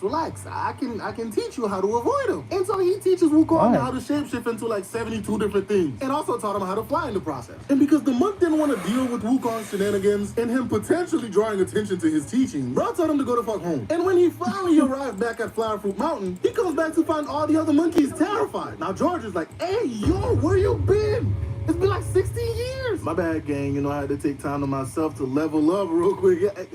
Why is there less of you guys here? So yeah, about that. While you were gone, this big old demon was just coming around kidnapping monkeys for slaves. Wukong was flabbergasted, and then he got angry. So he goes to the dude's crib, and he's like, yo, word on the street is you've been kidnapping my monkeys to use as servants. Run me the fade. And of course, since Wukong just learned a whole bunch of new abilities, he beats the brakes off this dude and take all his monkeys back. And then he thinks for a second, he's like, yo, we cannot have this happening again, bro. Y'all need to learn to defend yourselves. So he trains all of them and give them weapons. Great. But then he's like, damn, none of these weapons work for me, because he's too cool. But here comes George being helpful again. Yo, Wukong, you know, I heard the Dragon King of the East, he has weapons. You might go check up with him. So Wukong goes to the Dragon King's palace to get a weapon. And he wasn't satisfied with anything until he saw this big-ass pillar. And he's like, damn, Loki, that would be great. But it's too big. But once he grabs it, it shrunk to the size he desired. And Brody was like, what? Yo, I'm about to go crazy with this right here. But the Dragon King of the East was just flabbergasted because, bruh, that pillar weighs like 17,000 pounds. Now, Wukong was absolutely happy, but then he was like, damn, bro, this is great, but the fit ain't fitting. I got this cool-ass staff, but some boo-boos on my feet. And this is where the crash out begins. Because bro was like, hey, yo, Dragon King, you got a fit for me that could go with this? With like some black forces or anything? And the Dragon King was like, before you answer that, I might just have to test the potency of this staff on your head. I'm gonna just convene with my brothers and we'll see if we can get you something. Brody really threatened the Dragon King just so he could get a fit to go with the staff. This man's ignorant as hell. This man is ignorant as shit. This is so Goku levels ass shit. Now I see why he's a said rolling on the now I know he's the reference now. Emoji rolling on the floor laughing. Yo, Wukong is the rich. Yo, Wukong is the reference. He is the reference. This man is ignorant as Dragon King convened with his brothers and they made him this golden armor with some black forces because this nigga's unhinged. And they sent him on his way. He got back to Flower Fruit Mountain and decided he wanted to show off his fit. But in all his excitement, he transforms into a giant version of himself, scaring a bunch of the local demon kings of Flower Fruit Mountain. And they all pulled up and was like, hey bro, we don't want any problems. And Wukong was like, oh, bet that up. And finally got some respect around this dude. And he goes back to living his daily life, chilling. But one day as he was sleeping, two emissaries of King Yama, the guy who rules the underworld, comes and takes his soul. And he woke up and beat the brakes out of both of them, killing them. And he rampaged his way up to the 10 Kings to launch a complaint. He pulls up and is like, hey, yo, this is an injustice. I'm supposed to be immortal, and somehow I was kidnapped out of my sleep and brought to the underworld. Somebody gotta pay. And the 10 Kings were like, yo, relax. It was probably just a mistake. Mistake? Yeah, but you probably were supposed to die today, and it's in the Ledgers of Death, so it's not their fault. What? Who's that fault? They're like, look, just go and check the Ledgers of Death if your name is still in there. So Wukong goes and checks for his name, finds it in the Ledger of Death, erases it, along with a bunch of other monkeys he knows.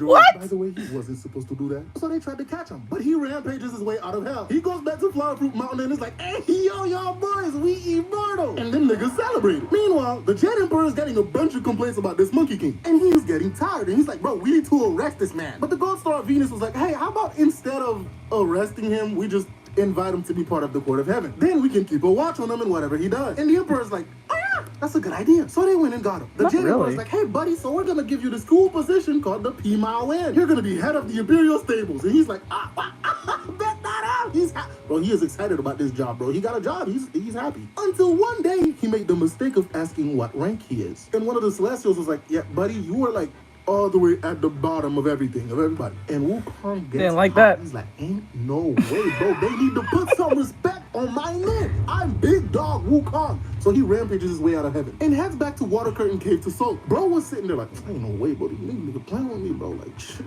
like the Big Dog Wukong. Man, they should be calling me the Great Sage Equal to Heaven. Like, oh, yeah. Oh, yeah! Bro, I am the Great Sage Equal to Heaven. Now, the Jade Emperor hears about this. He's like, oh my goodness, bro. Somebody go get him. So they send the Mighty Spirit God to get him. And he gets his ass beat. And after that, they decided to send Neja after him. And let me tell you, bro, Neja is so cool. Like, he got these flaming wheels that he rides on, bro. There's like a whole movie. Anywho, Neja's like, yo, stop being a crybaby and come out. And Wukong's like, yo, go tell your boss I want to be called the Great Sage Equal to Heaven. By the way, this is Wukong's entire reason for crashing out the way he does. Like, bro, he crashed out over a title. Neja's like, bump that, bro, we're gonna square up. Neja transforms into this 3-headed, 6-armed creature to fight Wukong. And Wukong was like, bet, and does the same thing. And they were pretty evenly matched. Until Wukong decides he wants to pull a Naruto. Bro makes a clone, tricks Neja, and then bonked him on the head. Neja losing, flies back to heaven. He's like, he bonked me on the head. He said he wants to be called the Great Sage Equal to Heaven. The Jade Emperor is like, the Great what? You know what? I'm tired of playing these games. You send the army and off with his head. But the God Star of Venus who was there, he's like, yo, chill, relax. Why don't we just do as he says? Huh? I mean, we just give him an empty title. That way, we don't have to lose our entire army fighting one monkey. The Jade Emperor agrees, and they went to get him. They're like, all right, Wukong, you know, we recognize you, and you will be known as the Great Sage Equal to Heaven. They give this man his own luxurious little room, bro, where he gets his own servants and waited on, bro, like feeding grapes. Bro was happy. But then one of the Celestials was talking to the Jade Emperor, and he's like, wait, what happens when Wukong gets bored? Because with how Wukong is, it's not a matter of if, but it's when he gets bored. And the Jade Emperor got some more flashbacks. He's like, fuck, we need to do something about this. So he's like, Wukong, I got an important, like, super important job for you, buddy. I need you to tend to the Garden of Immortal Peaches. And Wukong is excited because, hey, he has an important job to do. And the Jade Emperor sighs with relief because he's like, whew, that'll keep him busy for a while. But remember, Wukong is 1, impulsive, 2, has ADHD on crack. So when he's watching the Immortal Peaches, he's bored. And he's like, damn, these are some delicious looking peaches. Let me try one. Next thing you know, nigga ate the entire garden of peaches, making him doubly immortal. So when it's time to have the Heavenly Peach Festival, the Queen Mother of Heaven sends her maidens to get their peaches. And when they got there, they're like, yo! Wukong, what have you done? Where are all the peaches? And Wukong getting caught. He's like, shit. He knocks them out and tie them up. And then he's like, are you kidding? They said something about a party? I wasn't invited? So bro transforms into a random celestial that was invited and goes to the party. When he gets there, he smells the wine. He's like, Jolly on just sizzle now. He drinks all the wine. Now, bro is stupidly drunk, stumbling around to find somewhere to, sleep this off. And he somehow stumbles into Lao Tzu's laboratory, where this man was working on some pills of immortality. And he had like 4 different gourds of them. And Wukong proceeds to shovel every single one of them down his throat. Are you kidding me? Quadruply immortal, because the wine also made him immortal too. But also, it sobered him up. And he's like, shit, I'm fucked. So he runs away to hide from the consequences of his action. And everybody that he wronged, the 7 maidens, Lao Tzu, the random celestial he impersonated, all goes to complain to the Jade Emperor. I thought this character was a hero. I thought this was a Chinese or I think Japanese hero in fiction. Kind of like the Jesus Christ of their religion. I am so wrong. This man is a menace. He needs to be stopped. Stop him. This man is a problem. We need to get rid of this. Yo, bro, Wukong ruined the festival. He ate all the peaches, drunk the wine, and he got into Lao Right Tzu's for stuff. close said Right for close said stop him. He's like, oh my God, bro, this nigga had one job. We gave him one singular job and he failed. You know what? Send the army after him. This time I'm done. So they send the army after him. He beats the shit out of the entire army. Meanwhile, Buddy Safa Kuan Yin, who is invited to the festival, pulls up and she's like, where's the festival? What's going on? And they explain to her what Wukong did. So she sends her attendant Moksha to check out what's going on. Moksha gets into a fight with Wukong, eventually losing. So he goes back to Kuan Yin. He's like, hey, yo, that nigga is strong, bro. What the hell? And he done demolished the entire army down there. Kuan Yin's like, oh, well, I know somebody that might be able to help. So they send Erling Shen to fight him, because he's just that guy. And still, Wukong was matching this man in battle. While they were having the crazy transformation battles, Lao Tzu pulls up with a diamond snare and catches Wukong. Great! But what do we do with them? And the Jade Emperor, completely forgetting what the word immortal means, tried a bunch of different ways to kill him, which doesn't work. Until Lao Tzu's like, hey, what? We can shove him in my brazier of 8 trigrams for 49 days. That should remove all the immortality out of him and leave him dead in the process. So, hey, everybody wins. And that's what they decided to do. 49 days later, they opened the brazier, and Brody is mad because the only thing the brazier did was turn his eyes red from the smoke. And yeah, he's pissed, so he beats his way out of heaven. And everybody's like, ah, shit.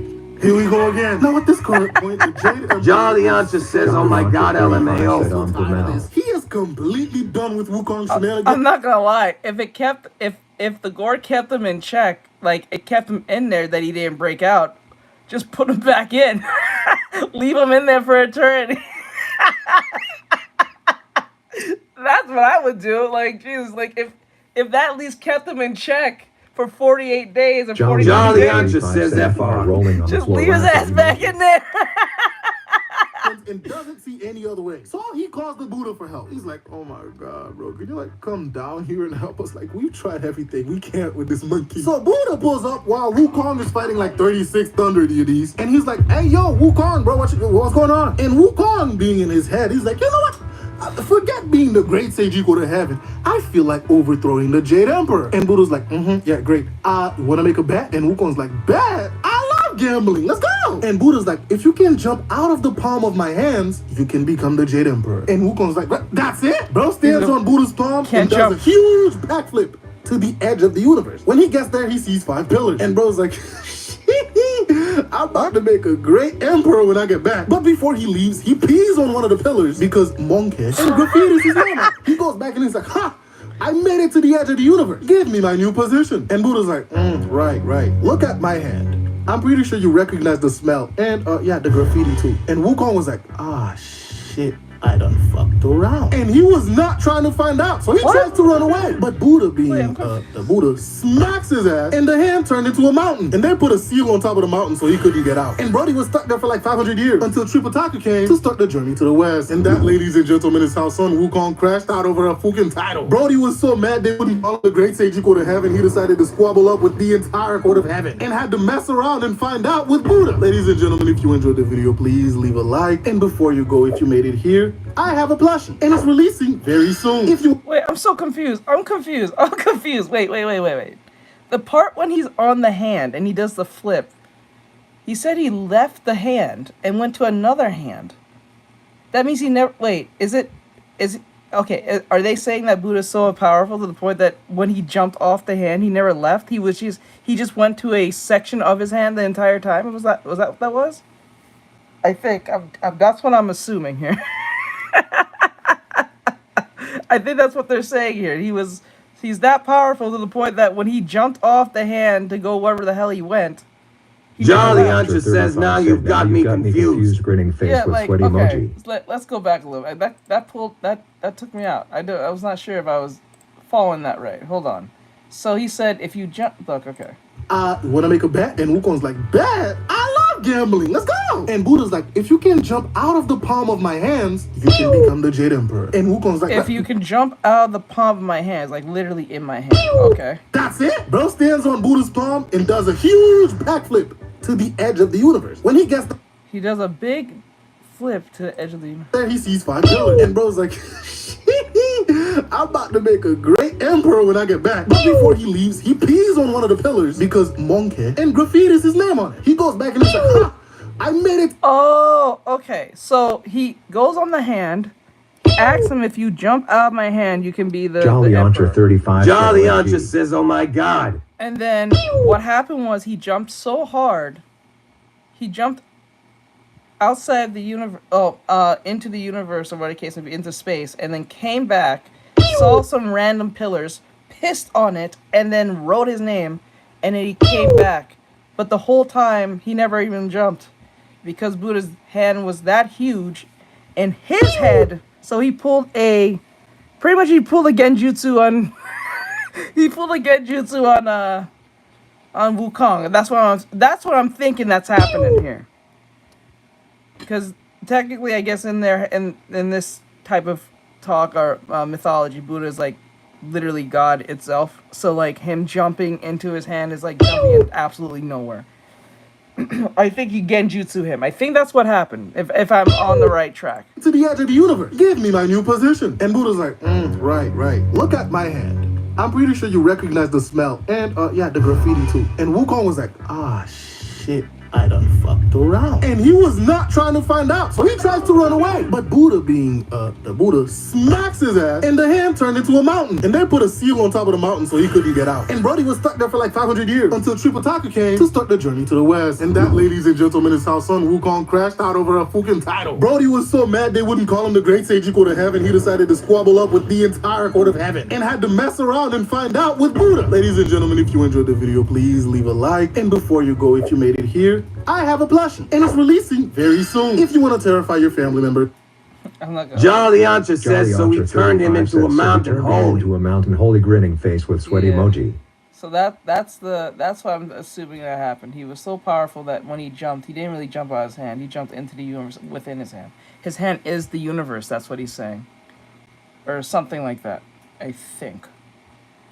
Unless I'm reading that wrong, you guys can probably tell me. Alright, bro, look, today, ladies and gentlemen, we are running it back to look at some of your favorite crash outs. Last episode with the park did great, so today we're looking at another group of crash outs. The entire Uchiha clan had way too many people willing to risk it all because they felt marginalized. I mean, bro, they distrusted y'all for a reason. Look how y'all ganged up on this kid. Anywho, ladies and gentlemen, before we get started, please make sure you're subscribed, turn on that notification bell so you know when I upload, and consider becoming a member. I think we've seen this one. Yeah, we've seen this one. Hold on.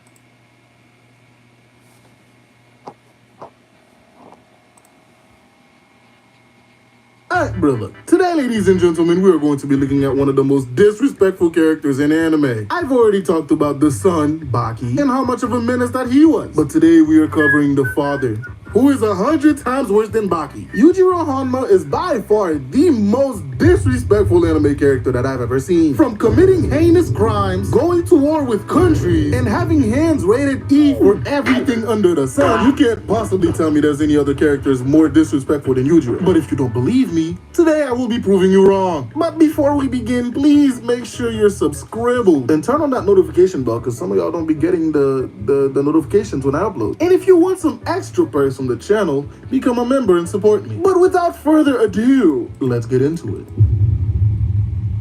Yujiro is known as the strongest creature on Earth. Notice how they said creature and not man. Yujiro is at the tippity top of the food chain in Baki. I mean, when you have the power to stop an earthquake with a punch, you deserve that spot. But before he was the strongest, he had to be born. And bro, this man has the strangest birth story ever. The moment that his body was ready to come out, like he didn't care how long he has been in the womb, he wanted to come out. And bro came out the womb barking orders, telling the midwife who was delivering him to be careful. Like, bro, imagine pulling out the womb disrespecting people. And he did not stop there. Bro proceeded to suck his mother dry, drunk all her milk, bro. She became so terrified of giving birth after Yujiro that she shaved her head and became a monk. Imagine traumatizing your mother to that level. Bro was a walking problem from the moment he was born. The moment Yujiro came out the womb is the day the biggest menace to society was born. Well, after his father Yuichiro. Turns out that guy was just as much of a problem as Yujiro. Maybe even worse. Because his most famous technique is using his opponent's bodies as nunchucks. Bro was swinging around full-grown men like they were nothing. So Yujiro had some big shoes to fill. Later on, around 16, Yujiro decided, damn, bro, I need some money. I don't got no hoes, no bread, bro, this ain't it. So he became a paid mercenary. And he was damn good at his job. Bro joined the Vietnam War and had the US terrified. And this also brings us into chapter 2.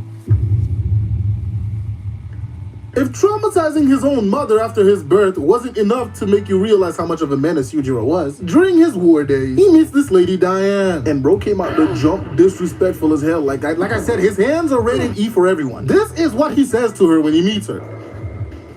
I could peel your skull like an orange right now if I wanted to. What? My guy, you have 0 res. That is not how you get the hoe. Anywho, she chose to follow him. But later on, turns out she was a spy and a traitor. Yujiro did not like that. Graphic content warning before I even continue, because Yujiro is a heinous man and he does heinous actions. Yujiro proceeds to grape her, giving us Jack Hanma. She also shaved her head and became a monk. Yeah, the Hanma bloodline is a walking problem. Yujiro is so much of a problem, the US has a treaty to not go to war with him because they would lose. Anywho, after his war days, Yujiro goes around disrespecting everything and everyone that comes in his way. After defeating the US military, Yujiro was like, damn, bro, this shit boring, bro. Ain't nobody to challenge me. Everybody's weak. Then he had a revelation. His daddy, who was a Hanma, is a threat to society. Him, who's a Hanma, is also a threat to society. So he decides, hey, yo, I need another Hanma. So Yujiro goes shopping for a bride. Bro pulls up to a party, finds Emi, who was married, and just glared at her from across the room. And this crazy, nothing going on upstairs lady was swooned by this dangerous man looking at her. Had her panties dropping and everything. Emi's then husband did a dance with death by messing with Yujiro. Bro threw sauce on his feet. And Yujiro, the disrespectful man that he is, kisses Emi, and she liked it. Later that night, Bro pulls up to her hotel room, murking every security guard on the way, kills her husband, and tells her, I've come to collect you. Bro, what? Who are you? The UPS? IRS? Bro, what are you collecting? And again, Emi loved this. Bro was like, you are going to bear a strong son named Baki for me to fight. Bro was not asking. But what if I give you a daughter? Nasty bitch. Don't make me laugh. The Hanma blood is 99% testosterone. It's impossible for a Hanma to give birth to a girl. So yeah, absurd Baki logic aside, that's how our main character... Yeah, the absurd. You can't just go off and be like, oh well, you can give me a son, and not only you gotta give me because my testosterone is too strong, you can't get no. Came to be. And after conceiving Baki, Emi thought she was gonna get some love from Yujiro. But bro was like, no, bitch, you just here to carry my baby. Move aside. And bro disappeared into the night to go be a menace elsewhere. The next time we see him is when he decides to traumatize Baki. Bro pulled up after Baki and Harayama had the fight of their life. They're tired and bruised, and this man comes in like, I'm just in time. You guys just got done warming up. Baki was like, nigga, what? I just fought this man like my life depended on it, and you're telling me we just got started. And this man was like, well, both of you are still breathing, so this fight's clearly not over. Bro, what? This man really said that this fight isn't over until somebody is dead. Hanayama tried to fight him, got both his legs broken and disrespected. Then he slapped Baki into next Tuesday. And when Hanayama tried to come back for round 2, bro ragdolled him and walks out the same hole that he made when he came in. If this isn't pure disrespect, I don't know what is. But the next disrespectful act that Yujiro decided to do is when his best buddy Stridum comes to him and told him that Baki defeated Gaia. And just to prove a point, bro tells the prime minister that he's coming for his head. Pulls up to his estate, demolishes his entire security team, pushed back 100 of them, reaches the office, and look at how this man palms the prime minister's head. Yujiro was like, damn, Carl, if it was this easy for me to pull up and touch your head, you might find it hard to sleep at night. And bro, the prime minister fired all his security, bro. Like, bro, this man, Yujiro, exudes disrespect. Like, I don't even think Yujiro pays for his food. Bro just pulls up to a restaurant, eat, and leave. What are you gonna do? Ask Yujiro to pay? Baki challenged this man to a fight. He pulls up, thank everybody for coming. Somehow, an earthquake was happening, right? And bro punches the ground, stopping the earthquake. And you know what's crazy? Baki still wanted to fight this man after he did this. Anywho, he pulls up, beat the brakes out of Baki, because young Baki was severely underleveled for this boss fight. After it looked like he was gonna kill Baki, Emi finally decided to be a good mother for once in her life and tried to step in. And Yujiro responds with the bear hug of death, breaking her back and killing her. And you would think after this he's done being a savage. Nah. A bunch of Baki's friends and supporters came to watch the fight. All the people that lost to him in his journey. Yujiro turns around. Whoa, whoa, whoa, whoa, whoa, whoa, whoa, whoa, what are you doing? Hey, what are you doing? Running the fade with every single one of them. Well, I mean, it was a one-sided massacre, but bro just started beating the shit out of him. It just left when he was done to go spread his malice elsewhere. The next time he pulls up to Baki when he's 18, after this dude just became a champion. Bro pulls up after Baki's fight and knocks this man out with one finger. Like all the training and fighting that Baki did for those 5 years meant nothing to this man. Anyway, you know how some people can't have a good rest unless they read a good book, or listen to some music, or watch a video, yeah? Yujiro decides to stop at a random boxing gym, blocks the exit, made a complete joke of the champion boxer, and beat the daylights out of everybody there. And here goes Yujiro. At least I can sleep good tonight. But what? Man's decided harassing a bunch of random boxers was how he was gonna get his good sleep. Yujiro is honestly something else. Like, this man's disrespect has no bounds, and neither does he have any boundaries. Baki was finally about to get some ass one night, and when bro turns around to look at his girl, this man Yujiro is standing there in the middle of the night. Oh hell no! Who knows where he Oh came hell from, no! he came through what door? Oh hell no! no! They're waiting for Baki to start or some shit, and even Baki called him a weirdo. And then here goes this nigga. Do it, Baki. Do it. Morning, noon, and night. Do it before you eat. After, like, bro, where did you come from? Bright Proclose said low. Bright Proclose says low. Disappeared into the night. Yo, Yujiro is something else. After giving the most unwarranted birds and the bees talk known to man, bro just walks out the door. Like he was... Bro really walked out the door. This shit was just a normal Tuesday. Anywho, after this, bro pulls up to where Motobe and Yanagi was fighting, disrespects Motobe by breaking his sword, and backhands Yanagi's jaw off because he didn't want to admit defeat. And bro just walked off into the night like he was Batman. I want him to replace the man I just folded like a suitcase. He was not lying. Before the scene, Yujiro put up to the tournament unannounced, looks at a random fighter and decided to fold this man like some laundry, breaking this man's spine in half. This man, Yujiro, is a true monster. Yujiro becomes part of the Raitai tournament, and so he made it his personal mission to disrespect 3,000 years of Chinese martial arts. You know what? Hold on. I'm gonna restart TikTok real quick just to see something. If it, I'm gonna end this stream after this video, but like, I just want to see something. If we bring more people watching this, this shit is funny. I'm gonna restart TikTok real quick. I'll be right back. I tell you something. This thing, yo, this show. I don't know. I can't watch Baki. It's so ridiculous. It's too ridiculous. It's more ridiculous than probably JoJo, bro. It is. Like, they say this in the premise of normal people. This is not normal. This man out here really just harassing strangers. He is the original Stranger Danger. This man is out here just stranger endangering everyone.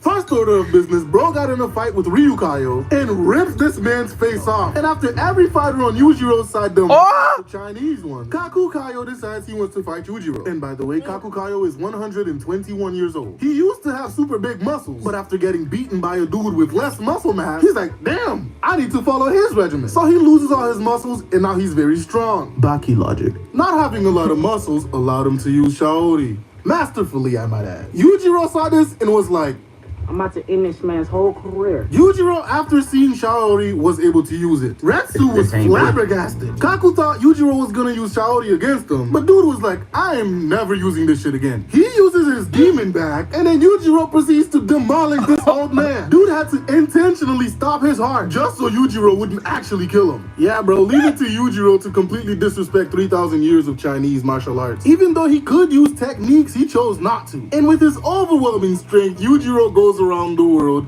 being a menace and disrespecting everyone he comes across. Ladies and gentlemen, if you enjoyed the video, please leave a like. This is disrespectful. Subscribe. And I'll see you guys in the next video. I want him to replace the man I just folded like a suitcase. Bro, that is the most disrespectful thing I've ever seen. What the hell?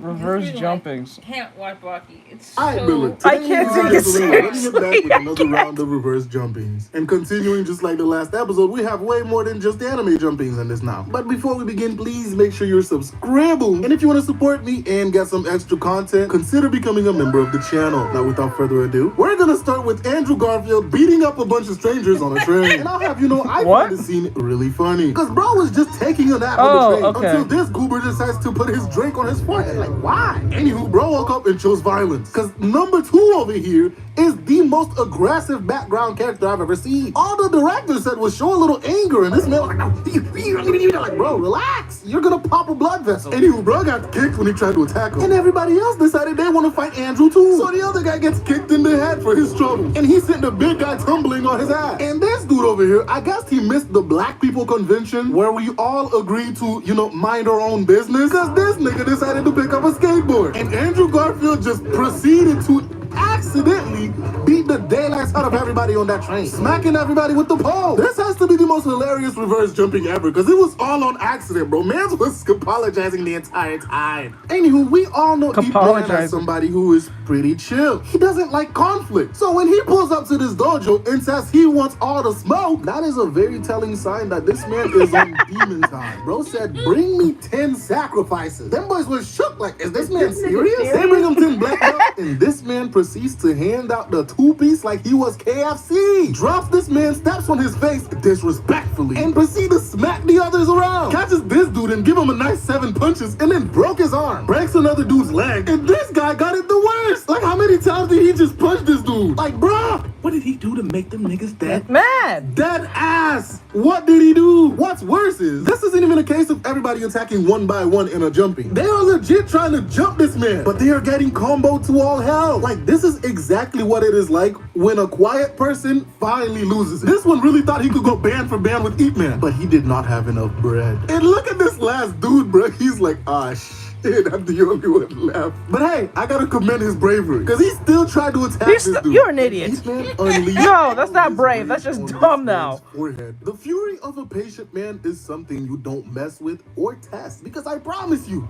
they got that dog in them. And if you somehow make the grave mistake of bringing it out, yeah, bro, just hop in the coffin. Now, ladies and gentlemen, the Furious 5 are known as like the greatest team in China in Kung Fu Panda. They're supposed to be 5 of the best, trained by Master Shifu himself. So why come they be getting fought when they try to jump somebody? At that point, y'all are some frauds. There's nothing else to say, bro. You guys are frauds. These niggas heard that Tai Lung escaped, and they decided to go and jump him. Bro pulled up looking at him like fresh meat. And look at how dude posing after getting kicked in the jaw. What's good, shawty? Where the Dragon Warrior at? How do you know you're not looking at her? Damn, baby, you think I'm stupid. None of y'all are the Dragon Warrior. All you niggas are ass. Anywho, Tigress starts throwing hands because Tai Lung called them all ass. And I guess that kick earlier must have boosted her head too big, because she forgot that Tai Lung got them elite hands. They was out here fighting upside down under the bridge. I'm not gonna lie, this was one of the coolest things I've ever seen from a kid show.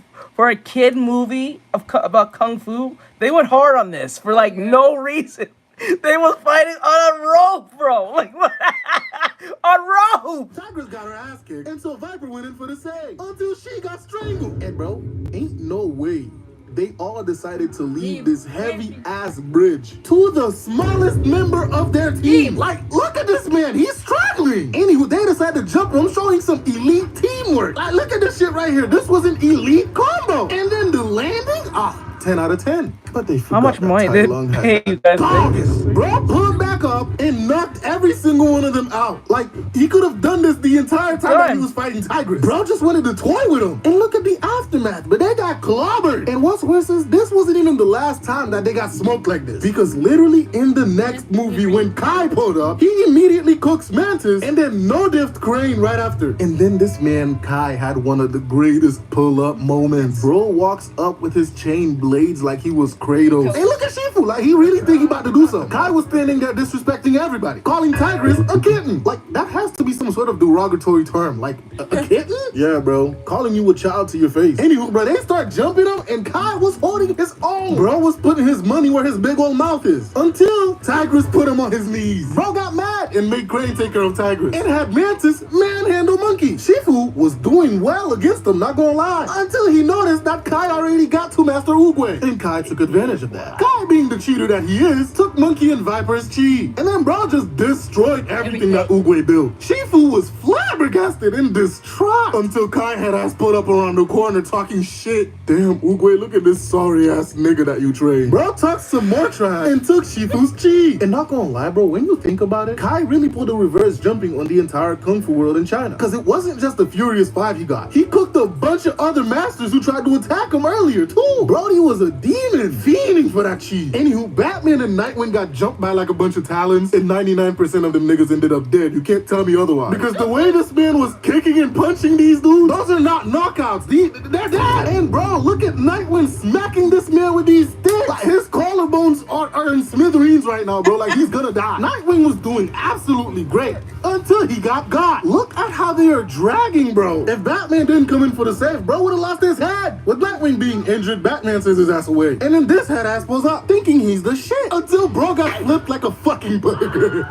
But Batman was getting pressed and had to Maul pull a said your boy tactical Whitey. retreat. They pulled up in the Batcave after his ass. And now even though he's injured, Nightwing still has to fight. Them Talons was pressing Batman too, not gonna lie. The dude from earlier pulled up and no diff Nightwing with the combo. That is crazy. Like, run that back. There is no way a person should be able to pull a combo like this. Nightwing got up and tried to box him, only to end up impaled on the wall. Meanwhile, Batman hops inside his mech, ready to whoop some ass. And bro was smacking him off by multiples. And then we pan to Alfred. And Brody got the shotgun out, blasting niggas. These guys are definitely dead. Anywho, Alfred finally gets the chance to freeze all the Talons because they don't work in the cold. And then this dude pulls up in the Batmobile trying to run Batman down. So dude takes off his mask. You done pulled up to my hood, f***ed up my crib, drove my whip, and worst of all, you tried to kidnap my kid. I am going to put the fear of God in your ass. And Batman proceeds to put the paws on him. Bro pulled out a blade and ended up stabbing Batman. And then stomped on his back with spikes on his feet. Bro was about to end Bruce until Damian came in for the save. And bro proceeds to handle this man the same way he did his dad. Bro's hands are rated E for everybody, including children. He goes to finish off Batman. But Damian pulled back up and promptly handles dude. And Damian was like, do you know who my father is? My father is Batman. Bro was like, all right, whatever, kid, and proceeds to kill himself. That is crazy. What? Yo, imagine Wait, what?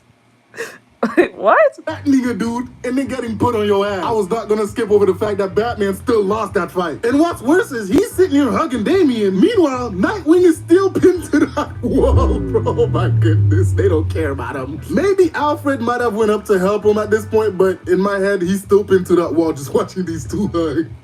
Anywho, if you enjoyed the video, please leave a like. And quick PS to channel members, I have a lot of content planned for you guys this year. Like, I'm gonna be talking about all sorts of random shit like I used to do way back when this channel started, and it's just gonna be for you guys. So look out for that. So subscribe, and I'll see you guys in the next video. Bye. Alright, I'm done. So with that said, I'm jumping out. So it's already 7 something. Alright, have a great night, guys. I did get on a little late, so sorry about that. I'm gonna keep working on to the clothes and just other things on the character. I think this was the initial idea, but we'll keep working around it just to see how it goes, but it looks pretty cool. I'm gonna put more stuff on it and then take away what doesn't need to be. Alright, have a great night. I'll see you guys in the next one. Thank you guys for coming in and all that great stuff. Later, follow and all that great stuff. Alright, later guys. Bright Troclo said GN